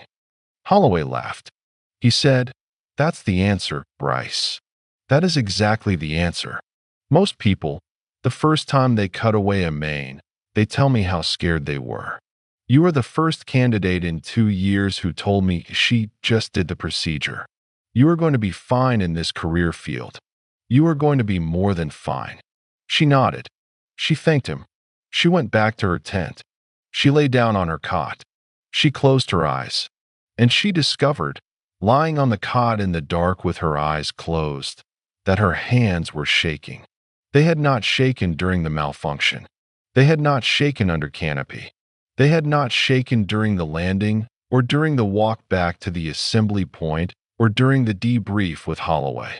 They started shaking the moment she lay down on the cot, and they shook for approximately 14 minutes, and then they stopped, and she went to sleep, and she did not, the next morning, mention the shaking to anyone, ever.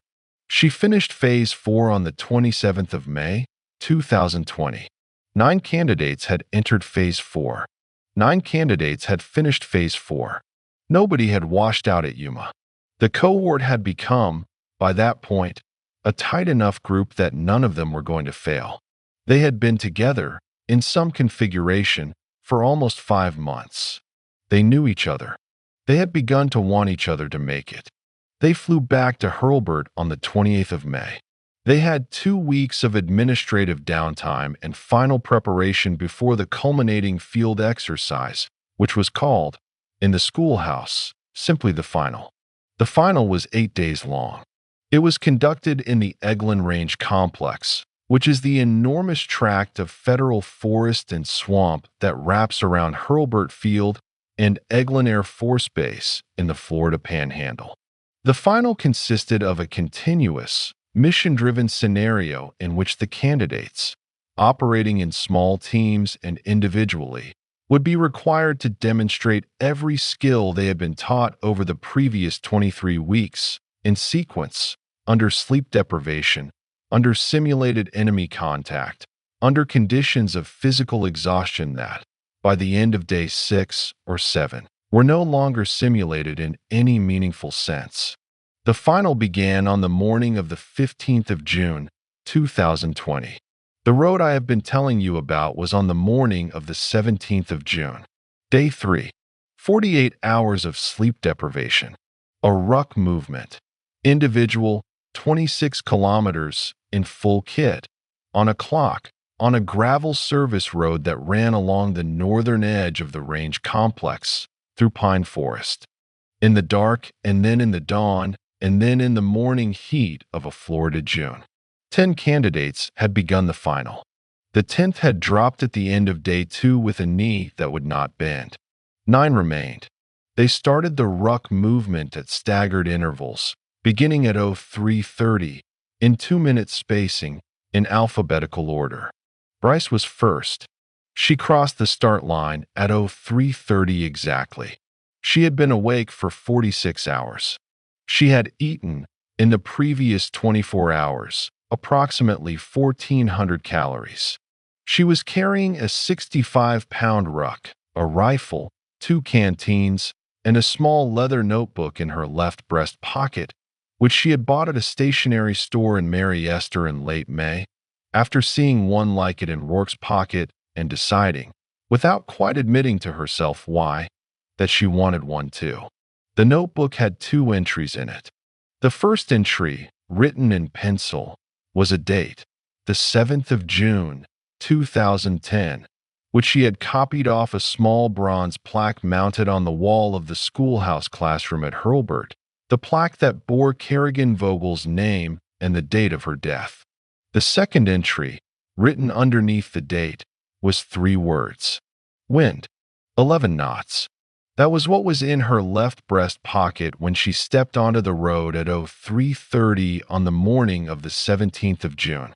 That, and her own folded hands, when she put them there briefly to rest them, 22 kilometers later, before she turned off the gravel and walked into the silence. I am going to tell you about the road now. I have been circling it for a long time. I have been circling it because it is the center of the story, and because once I tell it, the story tips, and we are on the other side of it, and the rest is denouement. And I have wanted to stay on this side of it as long as I honestly could. But we have arrived. Day 3, 03:30, 46 hours awake, 65 pounds on her back, 26 kilometers of gravel road in front of her, in the dark. She started walking. The first 8 kilometers were uneventful. She moved at a steady pace, slightly faster than the minimum required for a passing time, slightly slower than her best. She drank water at the 4-kilometer mark. She did not stop. She drank from the tube of her hydration bladder while walking, which is a skill that sounds simple and is not. When the bladder is partly empty and the tube has air in it, and your mouth is dry from 46 hours of breathing through it. She managed it. She kept walking. At the 8-kilometer mark, she became aware that she was being followed. Not by another candidate. The candidates were spaced too far apart for that. But by a vehicle. A pickup truck running without headlights, at low speed, approximately 100 meters behind her, on the gravel. She did not turn to look. She knew what it was. The cadre vehicles followed the candidates at irregular intervals throughout the Ruck events to monitor for medical emergencies and to provide what the cadre handbook called motivational presence. She kept walking. At the 11-kilometer mark, the truck closed to within 20 meters of her, and then it pulled abreast of her on her left side, and it slowed to her walking pace, and it matched her stride. The window came down. It was Rourke. He was driving. He was alone in the truck. He was holding a styrofoam cup of coffee in his right hand and steering with his left wrist draped over the top of the wheel in the loose, casual way of a man who has been driving trucks since he was 14 years old. He did not look at her. He looked at the road in front of him. He drove. The truck rolled at her pace, on the gravel, with the small steady crunch of tires on stone, and the small steady crunch of her boots on stone, and otherwise no sound at all. He drove next to her for, by the GPS log later recovered from the truck, 3.5 kilometers. He did not speak. She did not speak. He did not offer her water. He did not ask her how she was doing. He did not say, "My daughter is your age." He did not say, "You should have let it fall." He did not say anything. He drove. He drank his coffee. He looked at the road. At the 14.5 kilometer mark, the truck pulled ahead of her, accelerated gently, and disappeared around a bend in the road. She did not see it again for over an hour. She did not know where it had gone. She did not particularly care. She kept walking. At the 20-kilometer mark, She began to feel the thing that Ruck March people call the wall, which is not, in her experience, a wall, but a slow narrowing of the field of attention down to one's own feet and one's own breath and the small white pebbles on the road in front of one's own boots. She had been here before. She had been here in week 6 of Phase 1, on a 14-kilometer ruck in the rain, and she had been here in week 11, on an 18-kilometer ruck in the Texas Hill Country, and she had been here in week 16, on a 22-kilometer ruck in Panama City with extra weight for an underwater swim afterward. She knew what the narrowing was. She knew it was not the end of her. She knew it was the beginning of the part of the ruck where the body had run out of easy fuel and the mind had to do the work that the body was no longer volunteering for. She kept walking. At the 22-kilometer mark, she stopped. I want to be careful here. She did not collapse. She did not break down. She did not, in any visible way, fail. She walked to the side of the road. She set her ruck down on the gravel. She did not drop it. She set it down, the way you set down a sleeping child. She unbuckled her helmet, and she set the helmet on top of the ruck. She unclipped the hydration tube from her shoulder strap. She walked off the road, about 6 meters into the pine trees, to a small clear patch of needles where the canopy had let the moonlight through. She sat down on the needles. She folded her hands in her lap. She sat there. She sat there for 800 meters worth of time, which on the pace she had been keeping was approximately 8 minutes. The 800 meters is a figure of speech I used at the beginning of this story, because it was the figure of speech that the person who told me the story used, and because it captures something that 8 minutes does not capture, which is that what she gave up, sitting on the pine needles, was 800 meters of distance on the clock, and that 800 meters was, in the precise margins of the timed event she was attempting to pass, almost exactly the maximum she could afford, to give up and still finish under the cutoff. She knew this. She had done the math. She had done the math at kilometer 20, when the narrowing began, and she had calculated, with the part of her mind that was still doing arithmetic, exactly how much time she could spend off the clock and still cross the finish line under the cap. She had 8 minutes. She took the 8 minutes. She did not take 7. She did not take 9. She took 8. And she spent the 8 minutes sitting on pine needles under a small patch of moonlight, with her hands folded in her lap, in a silence that was, by her own account given much later, the first silence she had been inside of in 23 weeks. She did not pray.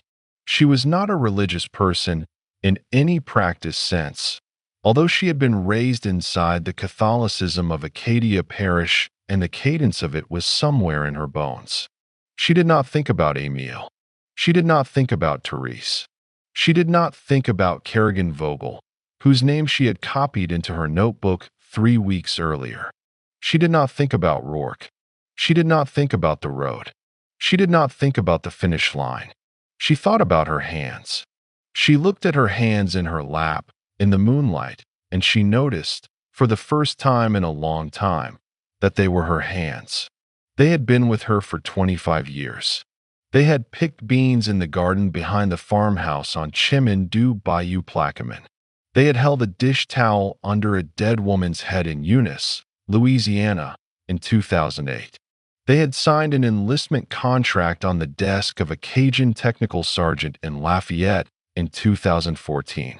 They had plotted a course on a 1 to 50,000 scale topographic map in 11 minutes in 2015. They had held the heavier end of a 190-pound dummy off the ground for somewhere between 8 and 12 seconds in 2020. They had cut away a malfunctioning parachute in the dark over Yuma.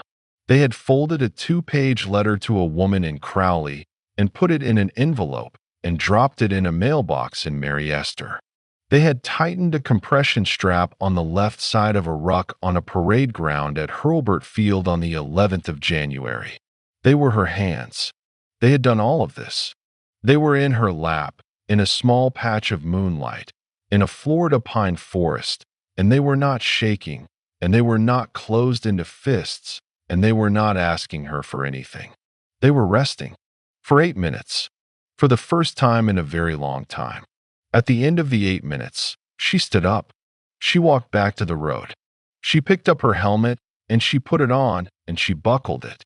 She picked up her ruck, and she put it on, and she clipped the hydration tube back onto her shoulder strap. She stepped back onto the gravel. And that is when she saw Rourke.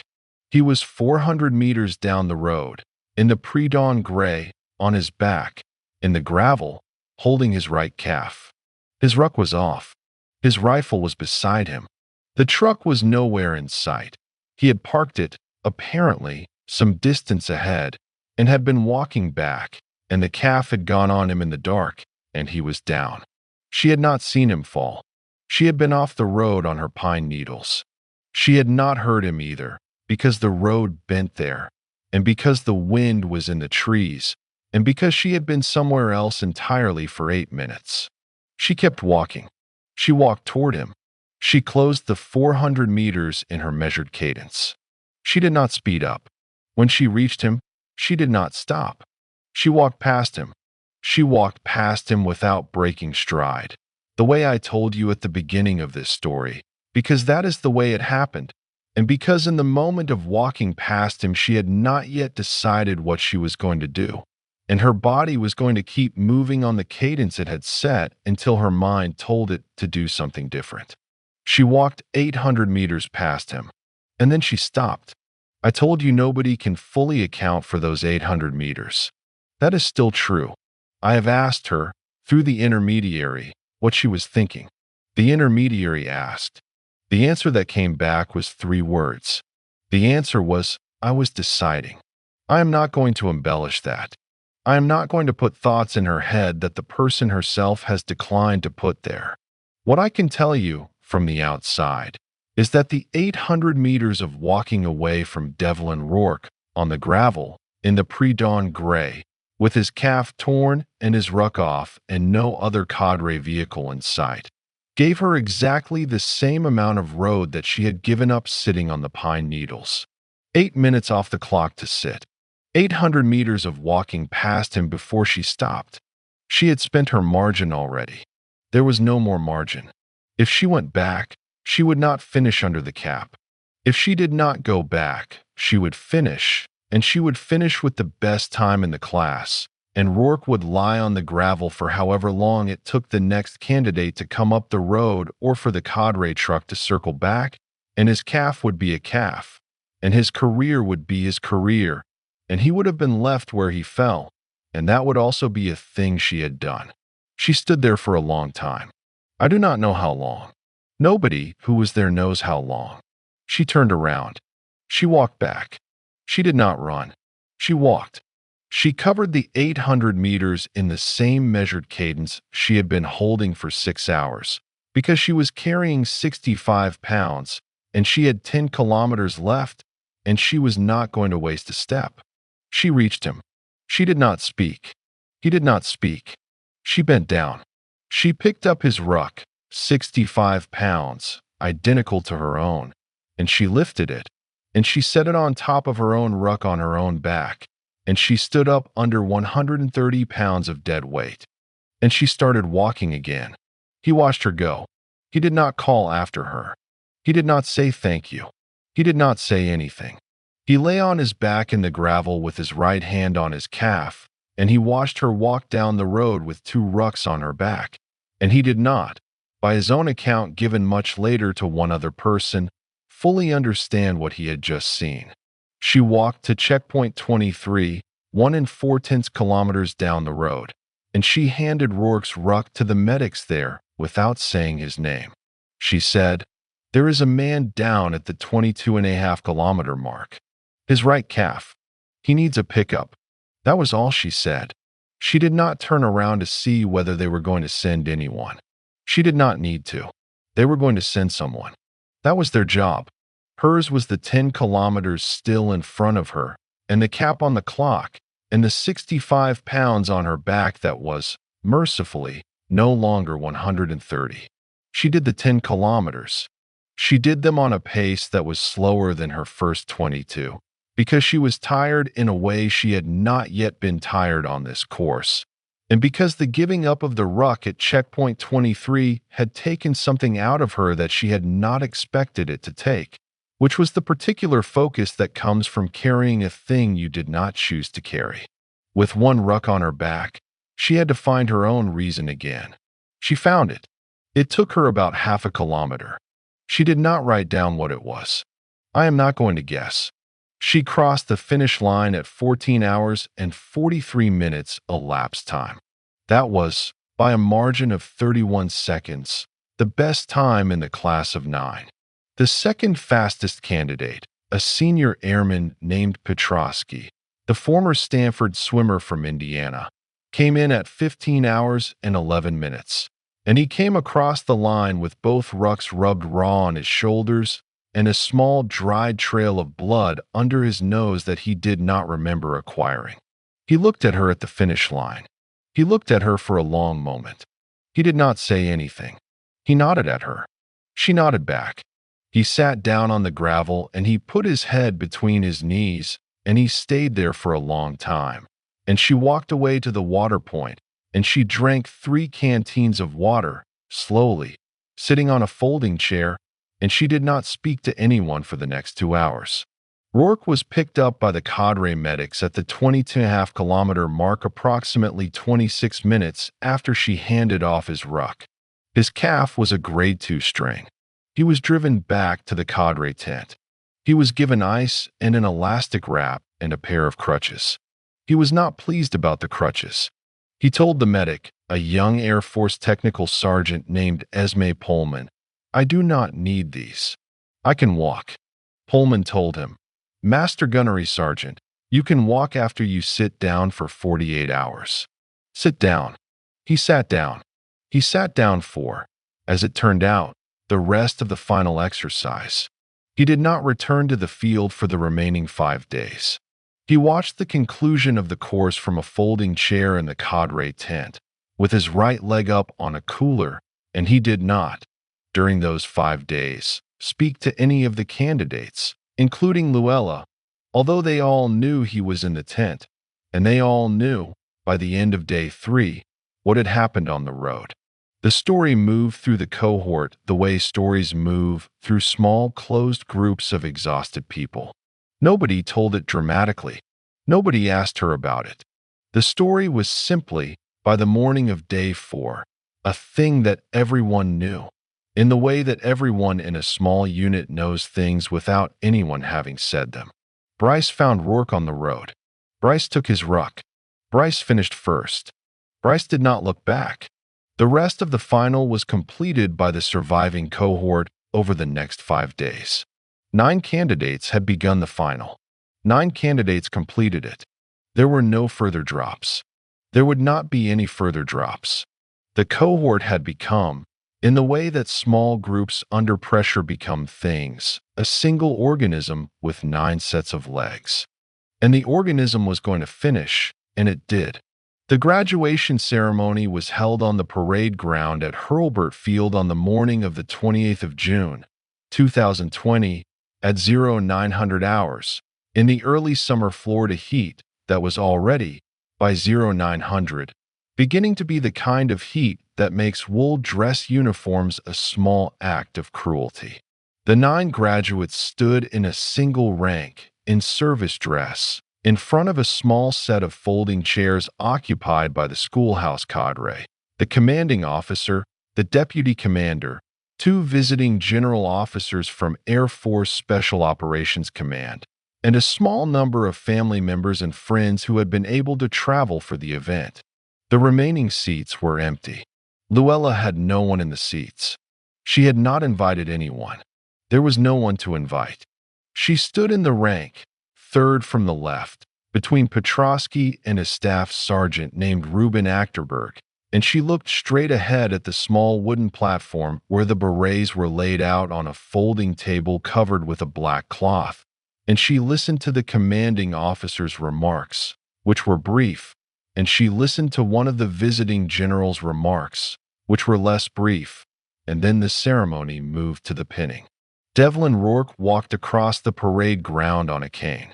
He had told the schoolhouse leadership 2 days earlier, in a closed-door meeting whose contents I have learned about secondhand, that he wished to personally pin the berets on each of the 9 graduates, and that he wished to do so without assistance, and that if anyone in the chain of command had a problem with a 62-year-old Marine on a cane covering the parade ground at his own pace, that person could submit the objection in writing and Rourke would consider it after the ceremony. No one had submitted an objection. He pinned the first 8 berets in standard order, from left to right. He covered the ground between each candidate slowly, with the cane in his left hand and the beret in his right. He said nothing during the pinning. The ceremony does not call for words. At each candidate he stopped. He placed the beret on the candidate's head with both hands. He adjusted it with a small, precise tug to the front edge. That was the Marine Corps way of seating a cover and not the Air Force way. And he stepped back, and he saluted, and he moved on. When he reached Luella, third from the left, he stopped. He placed the beret on her head with both hands. He adjusted the front edge. He stepped back. He saluted. She returned the salute. He held the salute a beat longer than he had held it for any of the previous candidates. Not in a way that was visible from the cheap seats. In a way that was visible to her, and to the cadre standing behind her, and to anyone who had been watching closely. About 1 full second longer. The kind of second that does not show up on video, and that everyone present remembers anyway. Then he dropped his salute, and he moved on, and he pinned the remaining 5 berets. When he had finished, he did not return to his folding chair. He walked, on the cane, to the small wooden platform where the table had been, and he stepped up onto it, slowly, 1 step, because the cane did not love the platform, and he stood behind the microphone. The commanding officer, who had not been expecting this, looked over at the deputy commander, who shrugged. Rourke leaned into the microphone. He was not a tall man. He had to bend slightly. He had to clear his throat. He said 6 words. She humped mine and hers. Standard. That was all he said. He stepped back from the microphone. He stepped down off the platform. He walked back to his folding chair. He sat down. He did not look at her again that day, and he did not look at her again, in fact, for the next 3 years, because he retired from the Marine Corps 4 months later, on the 22nd of October, 2020, the 40th anniversary of his enlistment, and he moved home to South Boston, where his sister still lived, in a small apartment on East 4th Street. And he did not return to Hurlburt Field during the remainder of Luella's time there. The ceremony ended. The graduates were dismissed. The families came onto the parade ground with cameras and with flowers. The 8 other graduates were embraced by parents and spouses and siblings and children. Luella stood where she had stood in the formation, in her service dress, with her gray beret on her head. The beret was still gray. In 2020, the slate gray of the Special Reconnaissance career field, the color it had inherited from the old Special Operations weather specialty when the merger had been finalized, and she watched the other 8 graduates be embraced, and she did not move. A woman walked up to her. The woman was in her early 60s. She was small. She was wearing a yellow cotton dress and a wide-brimmed straw hat, the kind of hat that women in southern Louisiana wear to outdoor events because they have learned, over generations, what the sun does to a face. She had white hair pulled back in a loose bun. She was holding a small bouquet of yellow daisies. She had flown in that morning from Lafayette, on a flight she had booked herself, that she had paid for with money from a savings account she had opened in 1983 and that she had not touched in 37 years. And she had taken a taxi from the Pensacola airport to Hurlburt Field. And she had presented herself at the visitor center at 0730 with a printed copy of an invitation that no one had sent her.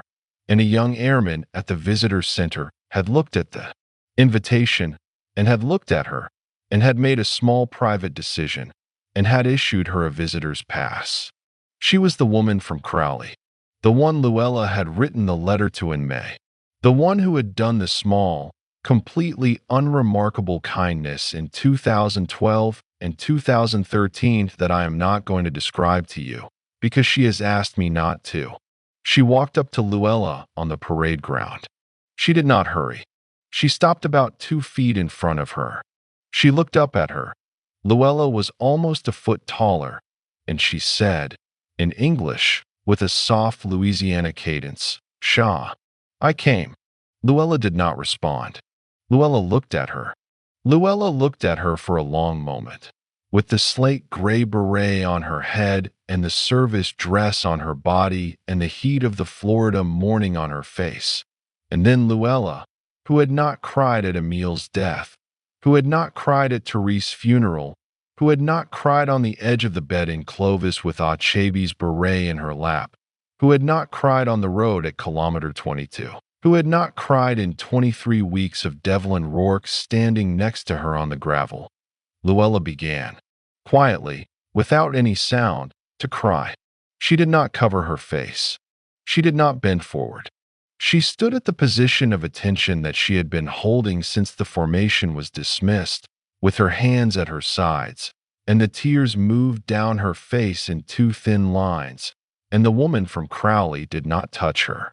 The woman from Crowley understood, the way the people who do the small, unremarkable kindnesses always understand, that this was not a moment for touching. The woman from Crowley simply stood there, with the daisies in her hands, in the yellow dress, under the straw hat, in front of the only person on the parade ground who had no one else. After a long moment, the woman held out the daisies. Luella took them. The woman said, "Emil would be proud of you. Therese too, and the one in the picture. All 3 of them.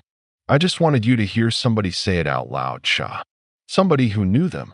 Luella nodded. She could not speak. She did not need to. They stood there together for about another minute. Then the woman said, "I have a flight at 1500. I am going to go get my taxi. You eat something today, Shaw. You promised me that." Luella nodded. The woman turned around. She walked off the parade ground. She did not look back. She got in a taxi. She flew home to Lafayette that afternoon. She drove back to Crowley that evening. She is, as of the writing of this, still alive. She is 71 years old. She lives in the same house she has lived in for 46 years. She has a framed photograph on her mantelpiece. The photograph is of a young woman in Air Force service dress, with a slate gray beret on her head, holding a small bouquet of yellow daisies, standing alone on a parade ground in Florida, with 2 thin tracks of tears on her face that she is not trying to hide. The photograph was taken by an Air Force Public Affairs airman who was working the ceremony that morning and who, when she developed the photograph and looked at it, made a small private decision of her own and put a print of it in an envelope and mailed it to the address in Crowley that she found on the visitor center sign-in log. The photograph is the only one of its kind. Luella does not have a copy. Luella has never seen it. The woman in Crowley has the only one, and she will have it until she dies, and what happens to it after that is not, I think, my business to predict. That is the end of the part of the story I came to tell you. There is more. Luella served. She deployed 3 times. She is, as of this recording, still on active duty. She is now a senior master sergeant. She has been awarded a Bronze Star with the V device for valor and a second Bronze Star without it, and a Purple Heart for an action in a country that I am not going to name, in a year that I am not going to specify, that involved a wounded Army Special Forces sergeant in a riverbed and 7 kilometers of carry that she did, again, alone, with 2 rucks, although in that case one of the rucks contained a man. He lived. He is now a high school football coach in Central Tennessee. He has a daughter. The daughter is named Luella. Her parents do not entirely explain why.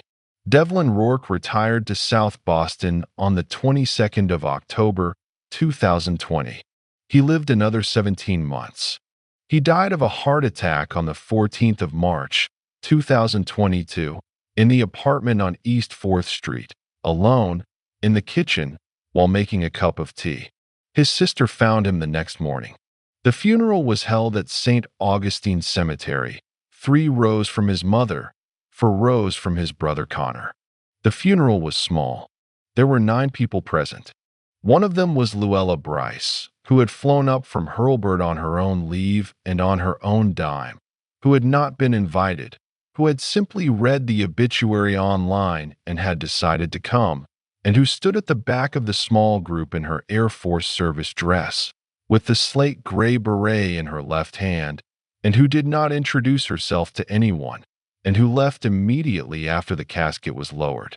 The sister saw her. The sister did not approach her. The sister told a niece, 2 weeks later, there was a woman at Devlin's funeral. Air Force. I don't know who she was. She came a long way. She left her flowers and she went home. I think she was somebody to him. He never said much. He never said much. That is right. He said 6 words on a parade ground in Florida in the summer of 2020 into a microphone he had not been scheduled to use, in front of a crowd that had not been expecting him to speak. He said, "She humped mine and hers." Standard. He did not say her name. He never said her name in public, in any official setting, in the entire time he was at the schoolhouse. He never wrote her name in his small leather notebook except for the one time, on the night of the 11th of January, 2020, when he wrote Bryce, possibly her, and underlined her twice. After the road, after the 800 meters, after the ceremony, after the salute that was held 1 second too long, he did not write about her in the notebook again. He did not need to. He had been right. She had been the one. I want to leave you with one last thing. It is the thing I think about most when I think about this story, which I do often. It is not the 800 meters on the road. It is not the dish towel under the dead woman's head in Eunice. It is not the woman in Crowley with the daisies. It is not the salute on the parade ground that was held 1 second too long. It is the 8 minutes on the pine needles. The 8 minutes when Luella Bryce, 25 years old, the only woman in the course, in week 21 of 24. On day 3 of an 8-day final, after 46 hours without sleep, with 65 pounds on her back and 10 kilometers still in front of her, and a Marine Corps Master Gunnery Sergeant somewhere on the road ahead of her with a torn calf and no way of knowing it, sat down on a small patch of moonlit pine needles and looked at her own hands in her own lap and noticed, for the first time in a long time, that they were her hands. She had not chosen most of what had happened to her. She had not chosen to be left at 6 days old. She had not chosen to be in the kitchen in Eunice on the Sunday morning the woman died. She had not chosen the strip mall in Lafayette, or the Army recruiter who was at lunch, or the half a shrimp po' boy at Wendell Paquin's desk. She had not chosen Achabe, seeing her on the navigation problem in week 2 at Cannon. She had not chosen Rourke, or the method, or the road. She had not chosen, for any of the 25 years of her life, to be in any of the rooms she had been in. She chose the 8 minutes. She chose to sit down. She chose to take exactly the margin that was hers to take, and not a second more. She chose to fold her hands in her lap, and to look at them, and to recognize them as hers. She chose, in the only moment of her entire selection course in which she had complete control over a small piece of time, to spend that piece of time doing absolutely nothing, in absolute silence, in a small patch of moonlight, alone. And then she stood up, and she went back to the road, and she found a man down, and she carried his ruck.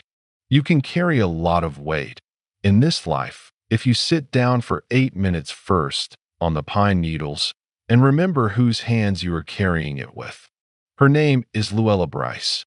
They called her Lulu, the 3 people who called her anything, and 2 of them are dead, and the 3rd one lives in Crowley, Louisiana, with a photograph on her mantelpiece.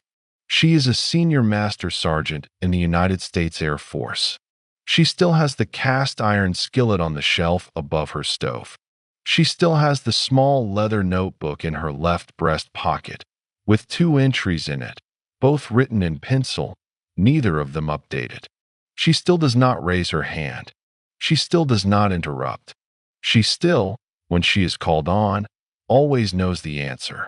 She humped mine and hers. Standard. My name is Hatch Holloway. Thank you for sitting with me tonight. Sleep well, if you can.